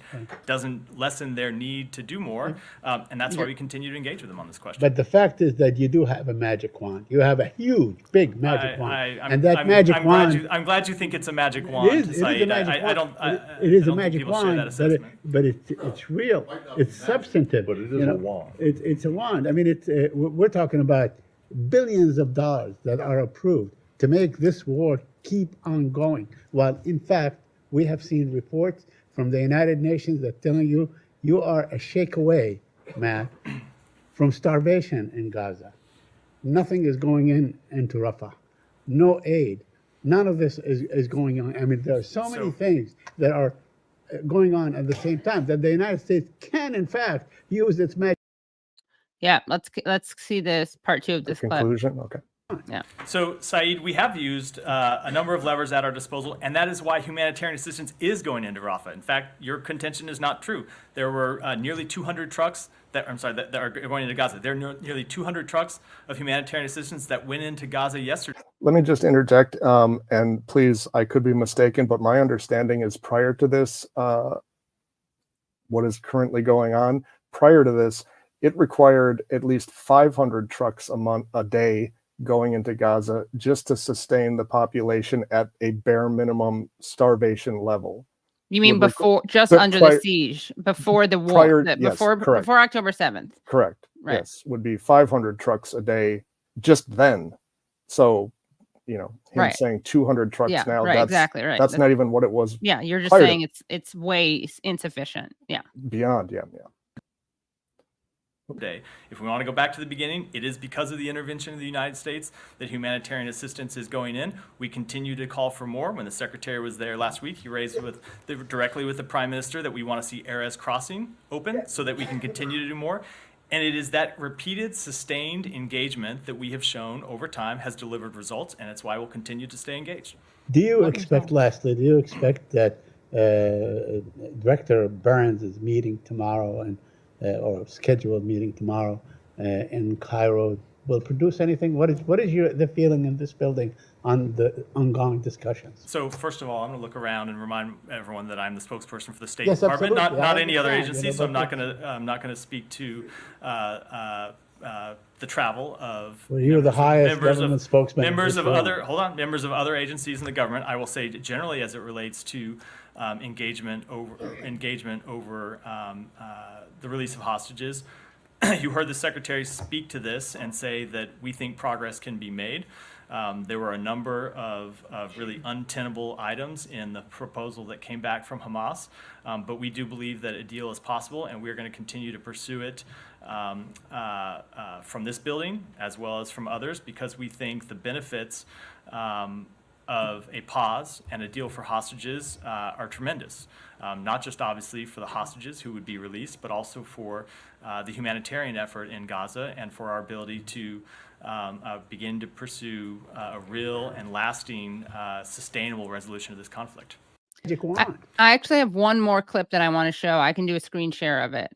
And regarding the, what did he say, untenable points of the ceasefire agreement, to my mind, the only thing in there, because it was basically a end to the violence across the board, hostages are released, and acknowledging the basic rights of Palestinians.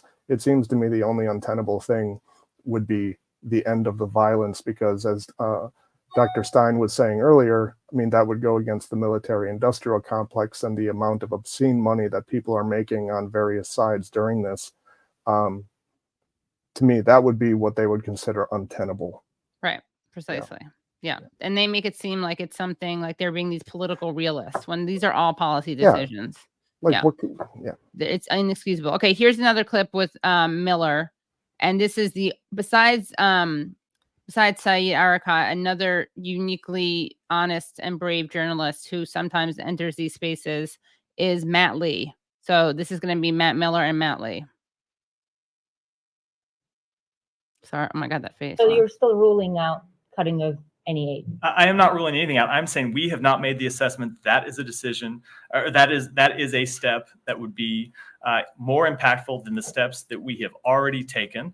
And at the same time, you have to look at the fact that such a step, how such a step would be received by Israel's opponents, both inside Gaza and outside of the state of Israel. So that, can you just say, what levers have you used? So we have used diplomatic levers. The secretary that means that means the secretary and the president and you and Kirby and whoever else standing up and saying, wagging your finger and saying that that's not really leverage? We have engaged with them on at a multitude of levels at this administration, and as you look at the list that we just went through with Humera, we have seen them take steps at our urging that have had real tangible impact, but they have not been enough. But what levers have you actually? I think that when the United States of America stands up and says something publicly, it matters. But you haven't. That's a lever, but you haven't said that there would be any consequences. To my point, we have seen money or military assistance, right? But we have seen, because of the policies we have pursued, we have seen improvements along these specific areas. We have seen tangible improvements. Again, okay, but I'm just asking you what leverage have you used? What leverage have you brought to bear? I just went through it. What have you gone? I think the words of the President of the United States, the words of the Secretary of State matter, and we have seen. Hold on, we have over seen, the top, and we have seen leverage, and we have seen the government of Israel respond to it. Not always in the way that we want, not always to the degree that we want, or to the level that we want, but our interventions, we believe, have had an impact, and we will continue to pursue them because we. Okay, so basically, he's saying that they need to kill less people, and also that the word of Biden matters. He literally, on Monday, person to person, told Netanyahu, on the phone, "Don't do this thing," and then basically Israel was like, "Go fuck yourself," and they went and did it. Israel just said, "Okay, sure, we're going to do it," and then the response of America is to do literally nothing. Well, no, and we also did to something. tell the media we're not going to do anything about it. No, we did something. We sent them an extra $19 billion. Oh, yeah, it's right, true, right. Well, we won't do anything punitive though. Right. Yeah. So he's literally saying that the leverage is Biden telling them not to do things that they then do. Biden's words are so powerful. They're so powerful that they are ignored. Yeah. It's an absolute joke. It's unbelievable. And also they try to do both things. They try to pretend that Biden's hands are tied. He's trying as best as he can. And then they try to also claim credit for things that happen. Right.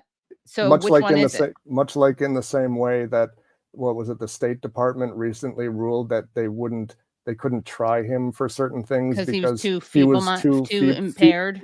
Impaired. Yet at the same time, they say, no, he's extremely cognizant and with it, and you shouldn't bring that up. Right. Blah blah blah. Yeah. Unbelievable. Yeah. Well, we have, I think, one more clip, right? And this is with someone who Brad is a big fan of. This guy is Alon Levy. He's an Israeli government spokesperson. So let's listen to what he had to say, and then we'll look at some responses. Proceeding with the destruction of Hamas's military machine, and that we urge civilians to get out of the way because we don't want them to be hurt. Where should they Hamas has go? two strategies. Well, there are areas north of Rafah where we have already cleared the areas of Hamas, and we want to see civilians going to areas where Hamas is not operating. So are you now saying that everywhere north of Rafah is now safe and that there will not be Israeli bombardment if people move into those areas? Unfortunately, until Gaza is no longer governed by an internationally prescribed terrorist organization that is deliberately trying to hide behind civilians, Gaza will not be safe. So there is no... So, yeah, okay. There's literally nowhere for civilians are going to get killed no matter what. Them's the breaks, because we have no choice but to bomb. Nowhere for people to go. I mean, that's what David Cameron said today. There is literally nowhere for them to go. And he is right in saying that, isn't he? No, we designated, for example, the Al-Mawasi area, just to give one example, as an area in the Gaza Strip where Hamas has not already embedded itself with that vast tunnel network inside the Gaza Strip to hide behind.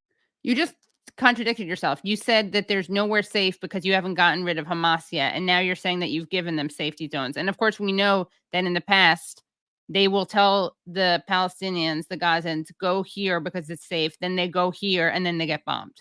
Civilians. You say they should get out of the way, but you have also admitted in this interview there is nowhere safe for them to go because there is nowhere where you can say there will not be airstrikes. And the international community must insist that civilians can be vacated away from areas where Hamas is trying to use them as human shields. Are you to saying they areas should go where to we have Egypt? already destroyed. No. To Then areas what do you in the mean by Gaza the Strip where international we community should help you with this? look, since Israel could have gone in all guns a-blazing on October 8th, we didn't because we knew the results would be catastrophic. We gave 3 weeks warnings for civilians to be able to evacuate northern Gaza and secured humanitarian corridors for them to get out because we wanted a fair fight against Hamas without civilians in the way. We think it's horrific that UN agencies have tried to characterize Israel's actions in pursuance of its obligations under international law to protect civilians as forced displacement. Okay, so let's see what Brianna Joy Gray's response to that was. So Elon says Israel gave Gazans a 3-week warning to evacuate after 10/7 instead of going in guns blazing. In fact, within the first 6 days, Israel dropped more bombs on Gaza than America did on Afghanistan in a year. And then she points out that, can you go back to that? Yeah, sorry. It's okay. She highlights an article that says Israel said it dropped about 6,000 bombs on the Gaza Strip within the first 6 days of war. That's staggering numbers, close to the 7,423 bombs U.S. dropped on Afghanistan in 2019. Israel has launched multiple airstrikes on the densely populated Gaza Strip since October 7th. So that's her response to him. But Brad, I believe you have your own response to him.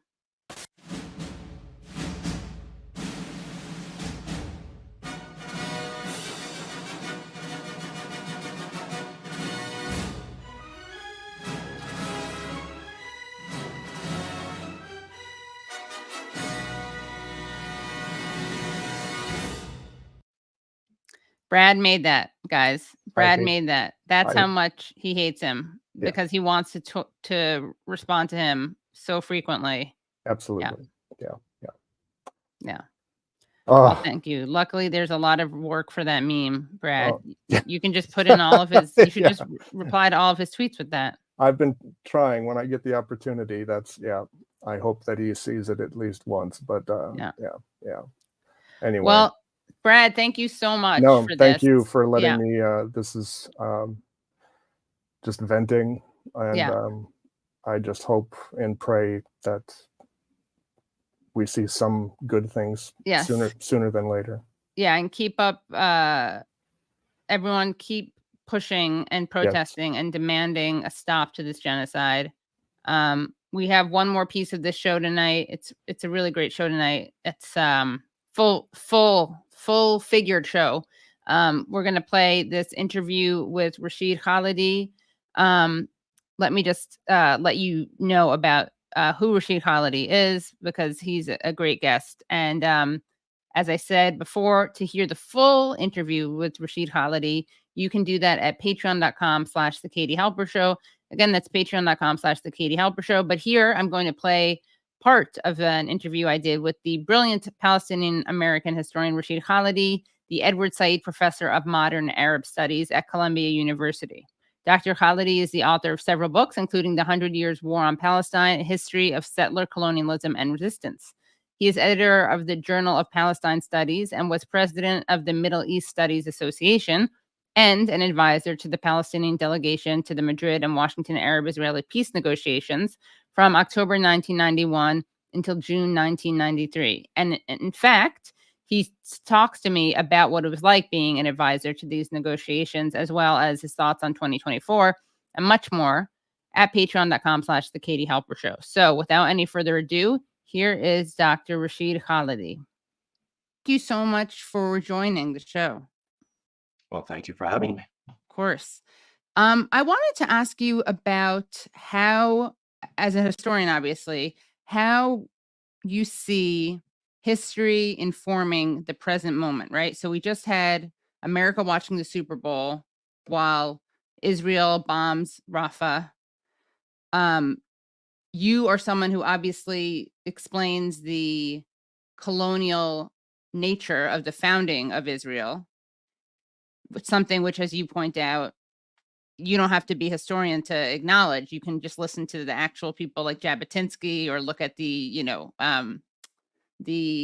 Colonial Trust, or various institutions that have colonial in its name, the Jewish Colonization Association. So it's colonial. It was a colonial, settler colonial project. Who got what out of that?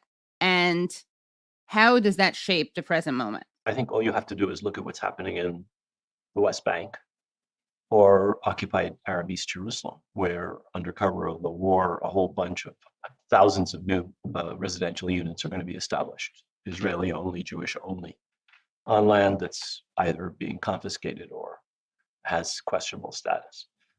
That's a colonial settler project that's ongoing in the West Bank and in East Jerusalem.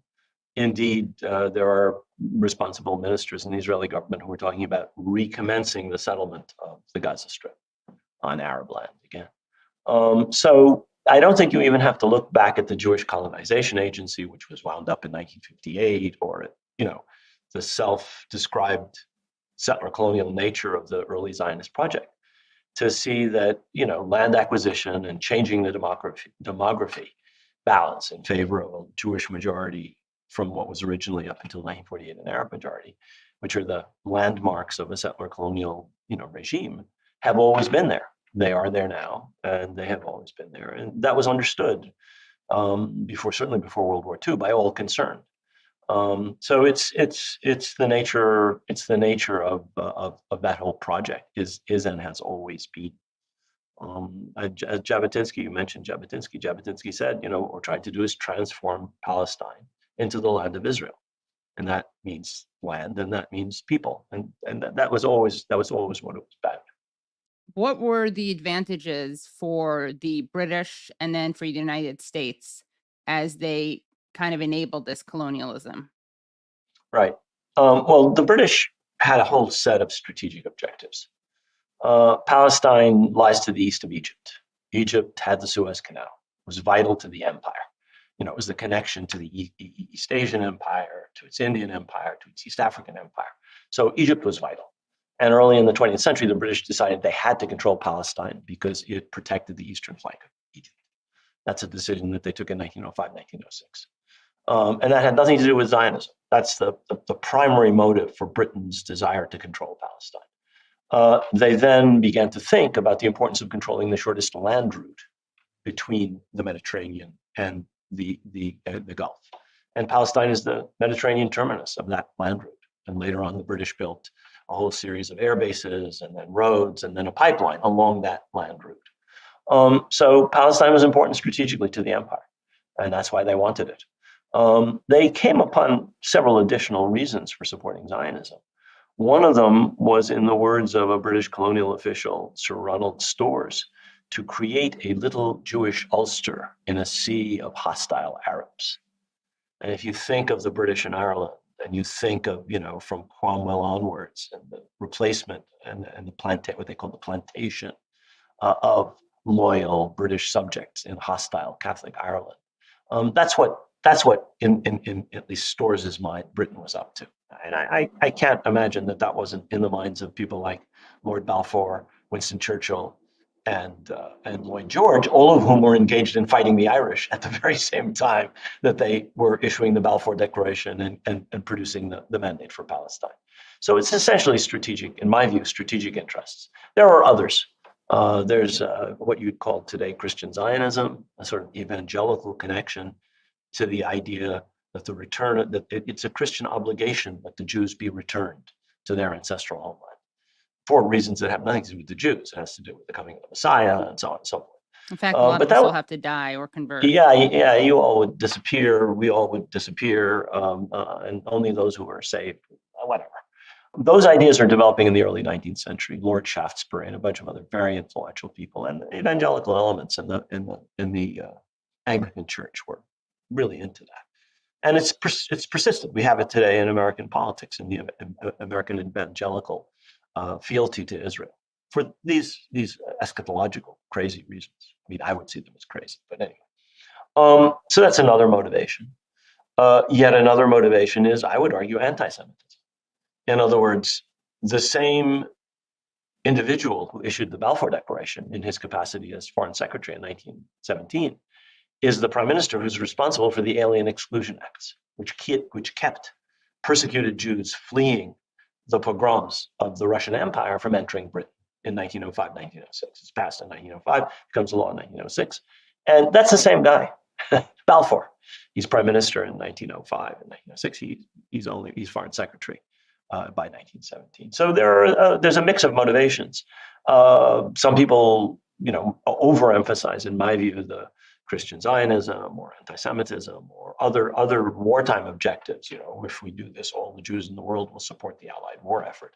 I don't think those were important. They were there. There were certainly motivations. The major reason for Britain doing what it does is always strategic and in the interest of the empire. And that's why they wanted Palestine. And for them, Zionism was a convenient way to do that. And for the United States? Well, with the United States, it starts off, I would argue, with evangelical Christian Zionism. That's what drives, I think, Woodrow Wilson. Also a colonial worldview. He was an old-fashioned white supremacist Southern racist. He looked down on the inferior peoples of the globe, as did the British of that era, most of them. Certainly the British ruling class, Balfour, Churchill and Balfour are notorious for some of the kinds of statements they made.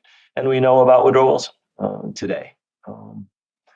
So that was what it was initially. There was no particular strategic interest involved. It's only much later, when the United States becomes a Middle Eastern power after World War II, that the United States begins to think of Israel after it's established, or the establishment of Israel in 1947, 48, as a strategic interest. That's much later, though. But American support is not that important. Wilson is supportive at the peace conference in 1919 on Zionism. But, the most important thing is the British position. Right. And then, of course, the American support becomes central. Absolutely. I mean, without American support, you would not have had a partition resolution. The Soviets are also involved, but the Americans brought many more votes to that General Assembly majority than did the Soviets. The Soviets brought 4 or 5 votes. The Americans brought dozens. And so at that point, what is America hoping to get out of its support of Israel? Well, I would argue you have a couple of the same kind of motivations that you find at the time of the Balfour Declaration in Britain. Philo-Semitism and support for Zionism out of Christian, a sort of sense of a Christian obligation to return the Jewish people to their ancestral homeland. Anti-Semitism that kept American immigration law anti-Semitic and anti-Arab and anti-Catholic and so on from the 1920s right up until the 1960s. In other words, we don't want them here. When populations in Europe that were suffering persecution Jewish populations in Europe that were suffering persecution and that could still have been saved, were trying to find a place of refuge. They couldn't come to the United States, or Britain for that matter, because of racist, anti-Semitic British and American immigration laws. So there was a sense of guilt for what happened during the Holocaust. The United States might not have been able to prevent it, but before World War II, the United States could certainly have saved many people, and did not. Roosevelt wouldn't, Truman wouldn't change American immigration law. And then I think you have finally a sense of guilt about the Holocaust generally, and a sense that the Jewish people deserve something from Christian Europe and from the United States, which had failed to do more to prevent it. That this was done at the expense of the Arabs was a tertiary consideration, if it was a consideration at all. Right. Going back to the history, you, of course, have a very fascinating connection to this story. Can you talk about your great uncle, Yusuf Ziya Khalidi? Sure.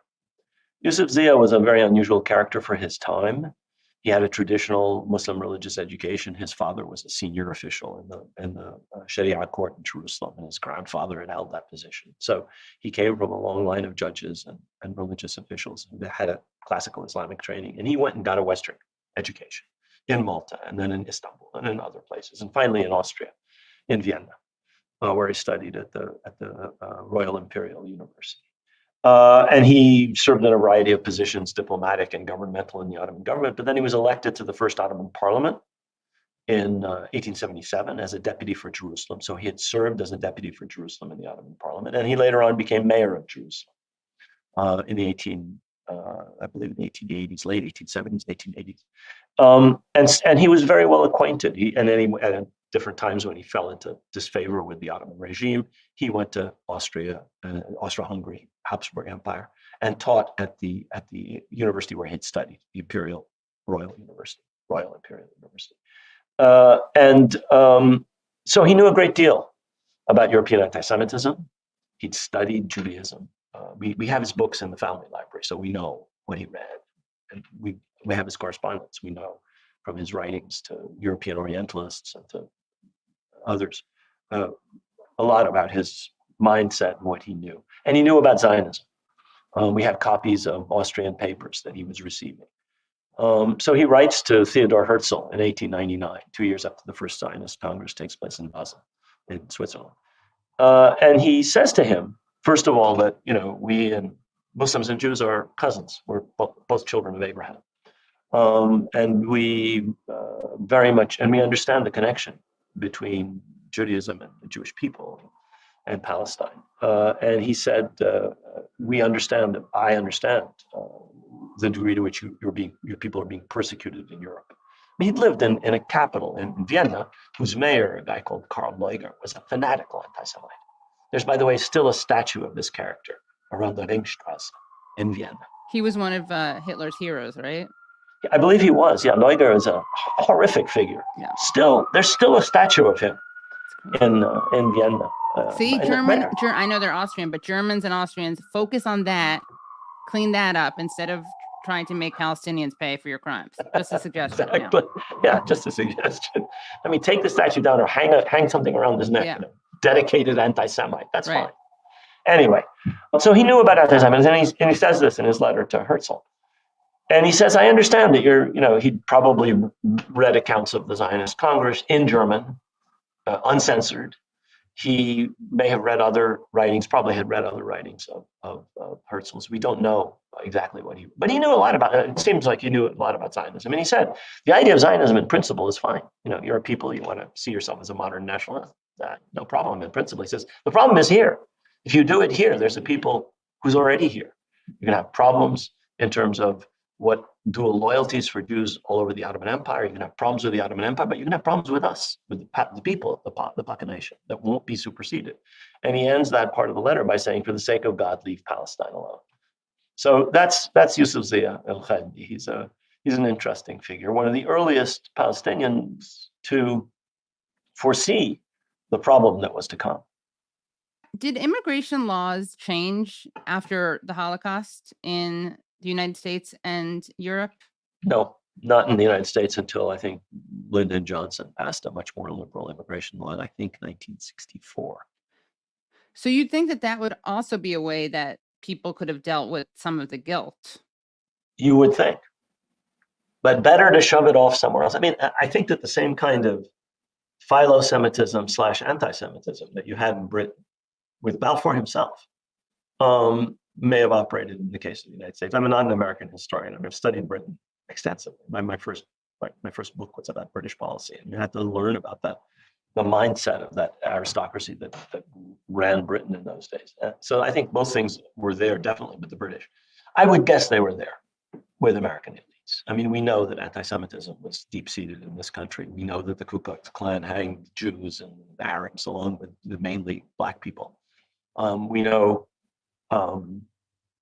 that American universities were discriminatory and had a tiny quota for Jews. My university, Harvard, all of them, certainly all of the Ivy League schools.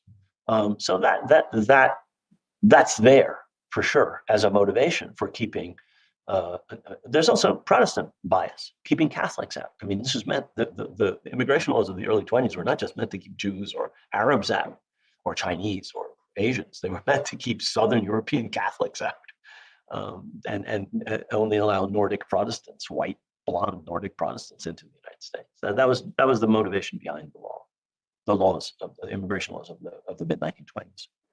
And can you talk about, speaking of the kind of marriage between anti-Semitism and philo-Semitism, can you talk about the relationship or the occasional collaboration between the Nazis and the Zionists?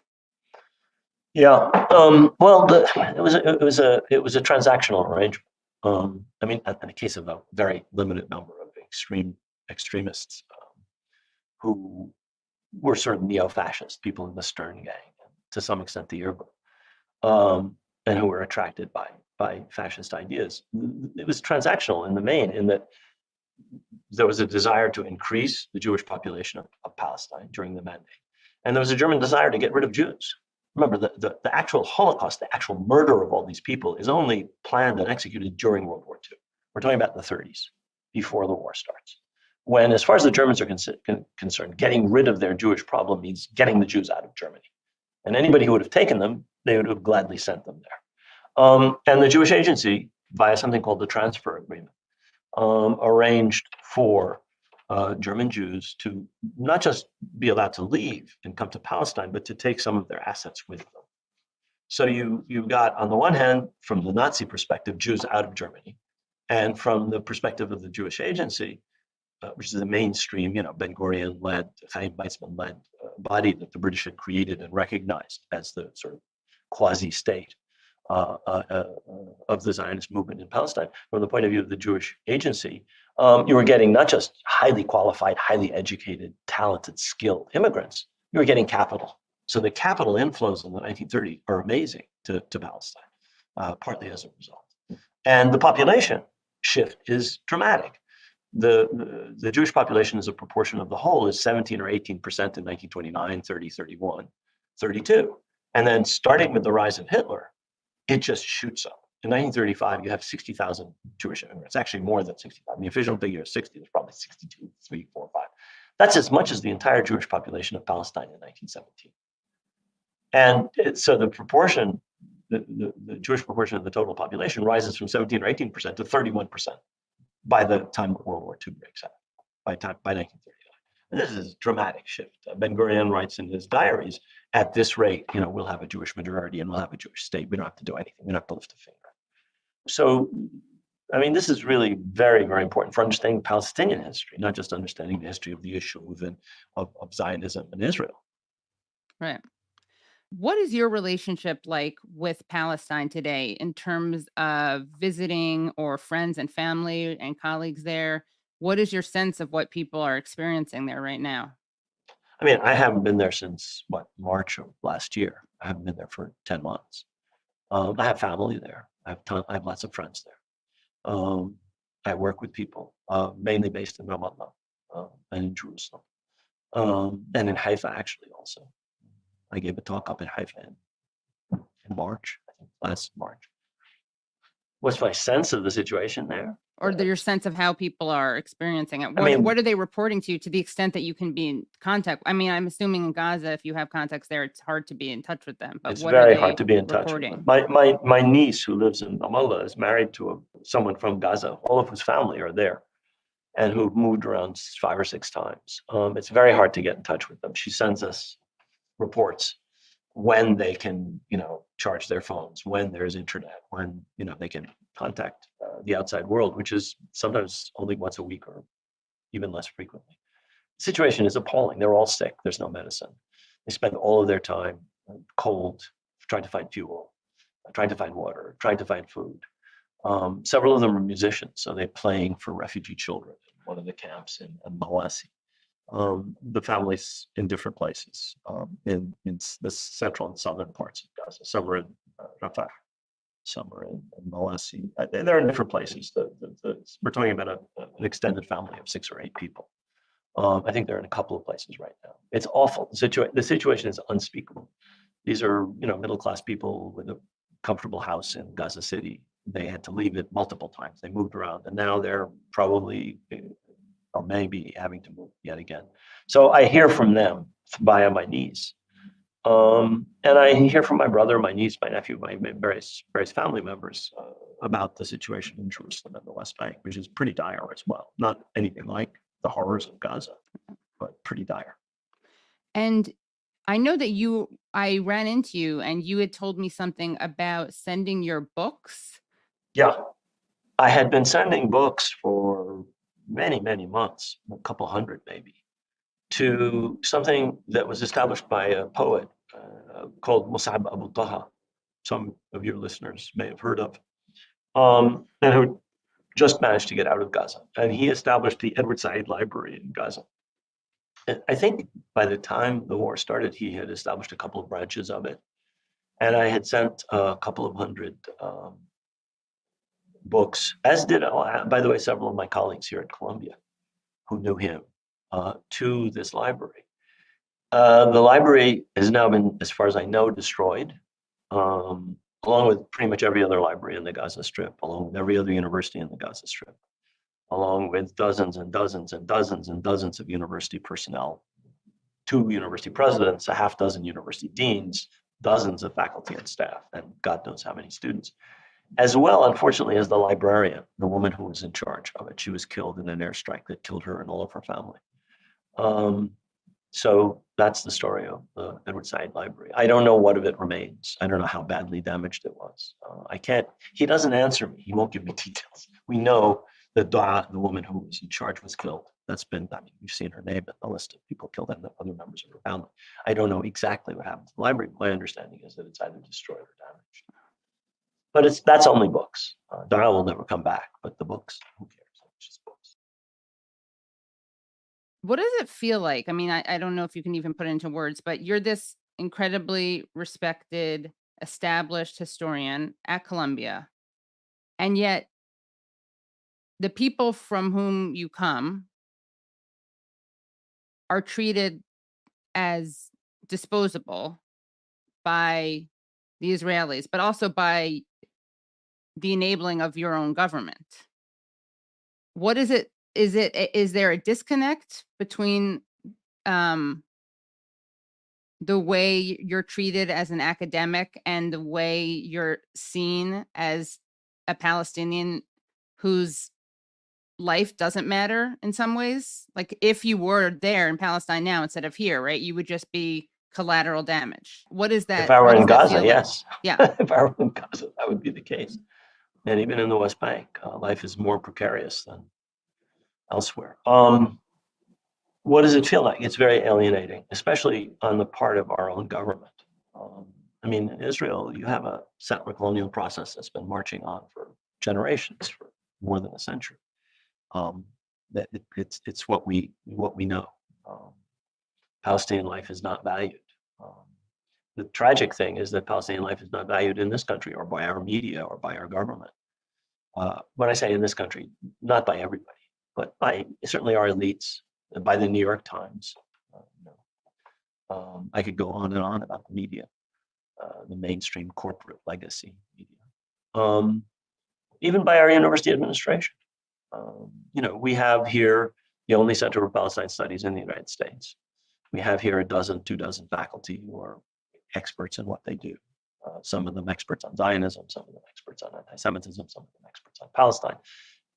None of whom were ever consulted by the university when it takes measures, such as a letter from some dean saying that these specific sets of words, intifada, by all means necessary, harmful and hurtful and anti-Semitic and so on and so forth, without anybody asking anybody who knows about anti-Semitism. They created a task force made up of 3 of the most, headed, I should say, by 3 of the most committed partisans for Israel in the entire faculty, which is supposed to deal with anti-Semitism. Most of the members don't know anything about anti-Semitism. And we actually have a lot of people, faculty members, whose specialty is, among other things, anti-Semitism. I mean, a couple of them were included, but most of the people there are chosen for obviously other reasons. So it feels alienating. I don't feel that from my own colleagues. I certainly don't feel that from students. I don't feel that from my readers, people who write me about my books. But certainly from our government, from the media, it's horrific to know what the reality is, and to know the lying disinformation that passes for reality on non-television, for example, on NPR, in the Times and the Post, so or from our university administration, and most of them are no different, or Congress. I could go on. It's extremely alienating, obviously.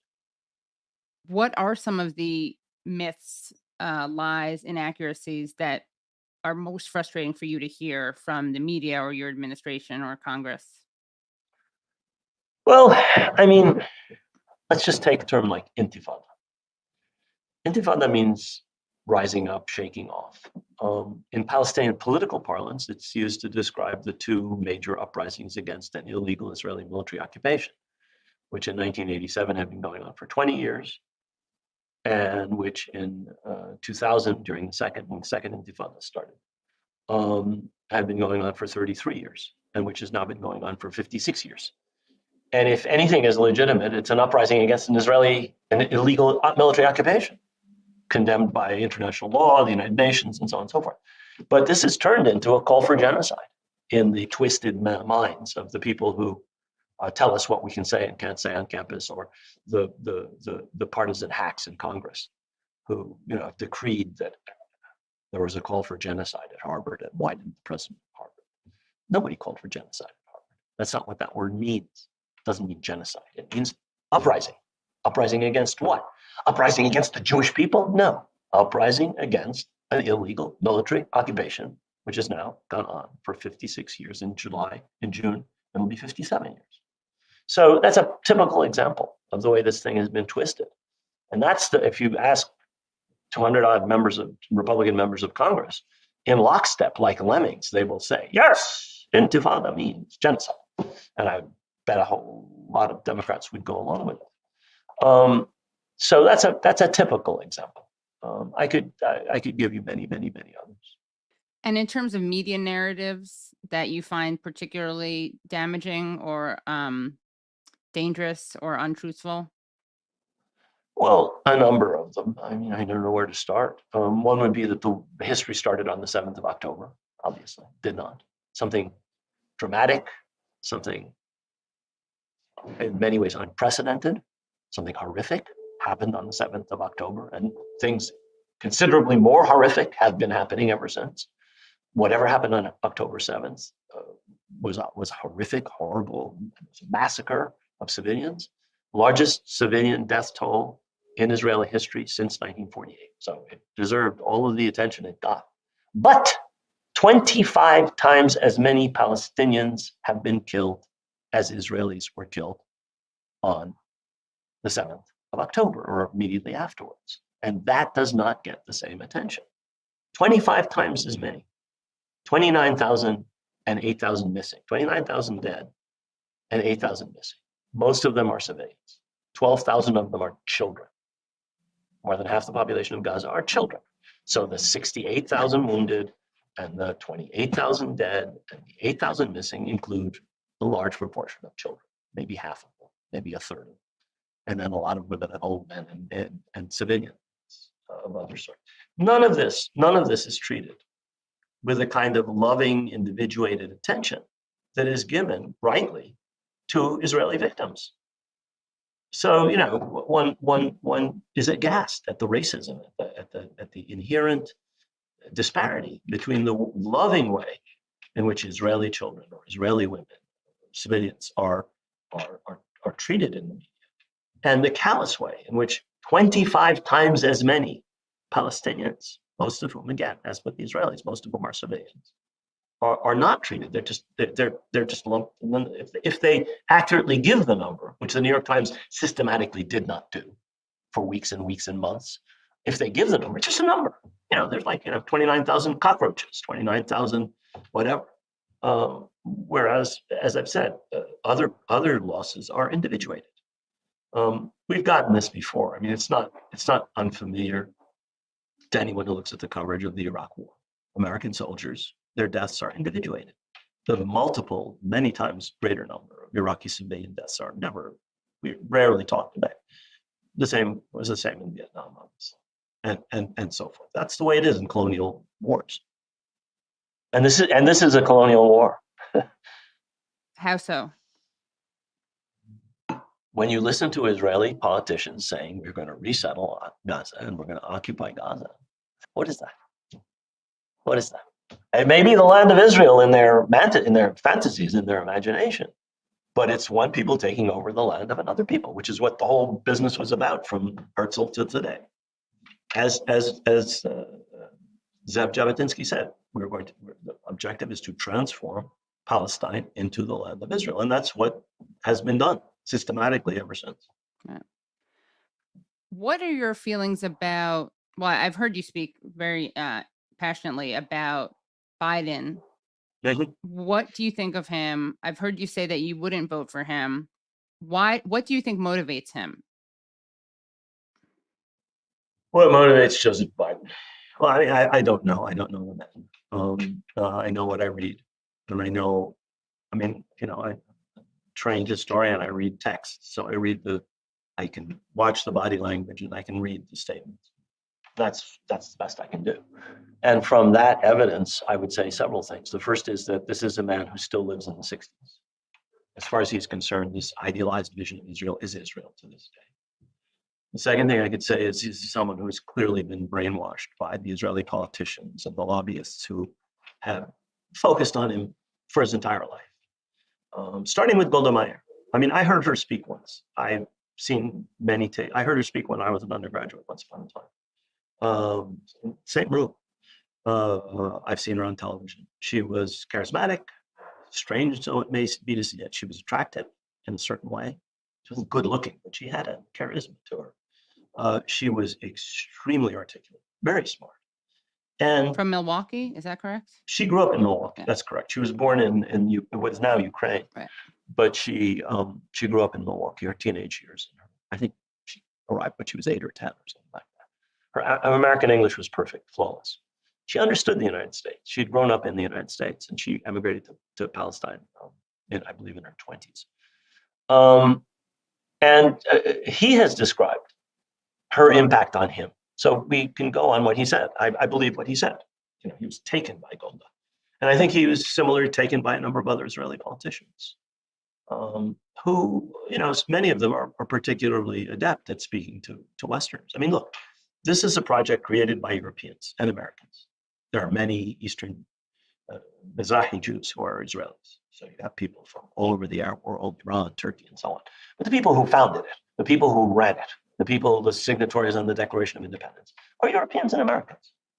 By origin, by birth, by education, by training, by politicization, by integration into those societies before they decided they couldn't live there anymore and they went to Palestine. So for them, for a Herzl to speak to a German or an Austrian audience, for a Weizmann to speak to a British audience, for a Golda Meir to speak to an American audience, just to talk to an audience that's her or his audience. They're not talking to foreigners and they're not talking to a foreign culture. It's their culture.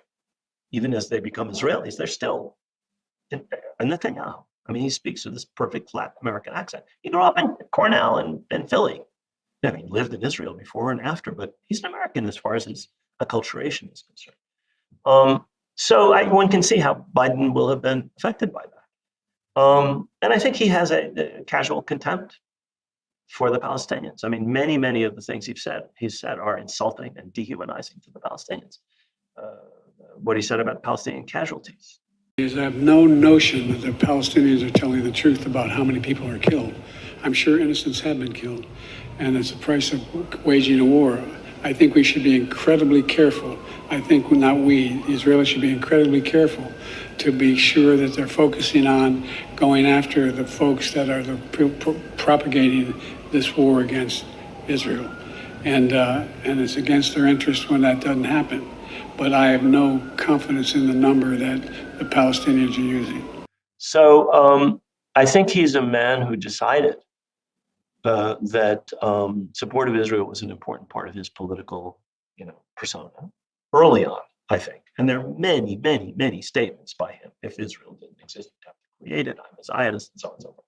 This is not a casual part of his political orientation or his ideology. And I think he's surrounded himself with people like Blinken, with people like Sullivan, with the people, his chief of staff, all the people around him, a Praetorian Guard of people who think just like he does, who have a contempt for and an ignorance of the Arab world and of the Palestinians, who know and are concerned with Israeli desiderata. And who see the Middle East essentially through an Israeli lens. I mean, I sometimes would feel listening to him or to Admiral Kirby, his main spokesperson of the National Security Council. Who's Said getting these an guys expanded role, apparently. That's breaking news. Yeah, God help us. I know. God help us. I feel when I listen to him in particular, but the president and Sullivan and Blinken, that they're reading off an Israeli teleprompter. They're saying things that the Israeli government, exactly what the Israeli government says. Exactly what the Israeli government said. Now, they're beginning to diverge slightly from that script, probably for callous, cold political reasons, i.e. you're going to lose Michigan, i.e. the youth vote, i.e. the black churches, i.e. Not because they've suddenly seen Palestinians as human or they understand anything more than they did before. And what do you say to the people who, I'm sure you've heard this many times, but Trump? Well, Okay, calm down. And that was my part one of my interview with Dr. Rashid Khalidi, the Edward Said Professor of Modern Arab Studies at Columbia University. And definitely check out his book, The 100 Years War on Palestine. It's an excellent book. And if you want to hear the rest of that interview where we talk more about the but Trump argument, you can do that at patreon.com/The Katie Halper Show. Again, that's patreon.com/The Katie Halper Show. And thank you so much to Jill Stein, Dr. Jill Stein, for coming on the show. Thank you to all of you who tuned in. Thank you, of course, Brad, for some guest co-hosting, also for your behind-the-scenes work. Thank you, Tyler, for your behind-the-scenes work. Thank you, Phantom Fanta, for the clips. And I will see you guys next week, and have a great night. Okay, calm down. You got rivers, man. You got rivers.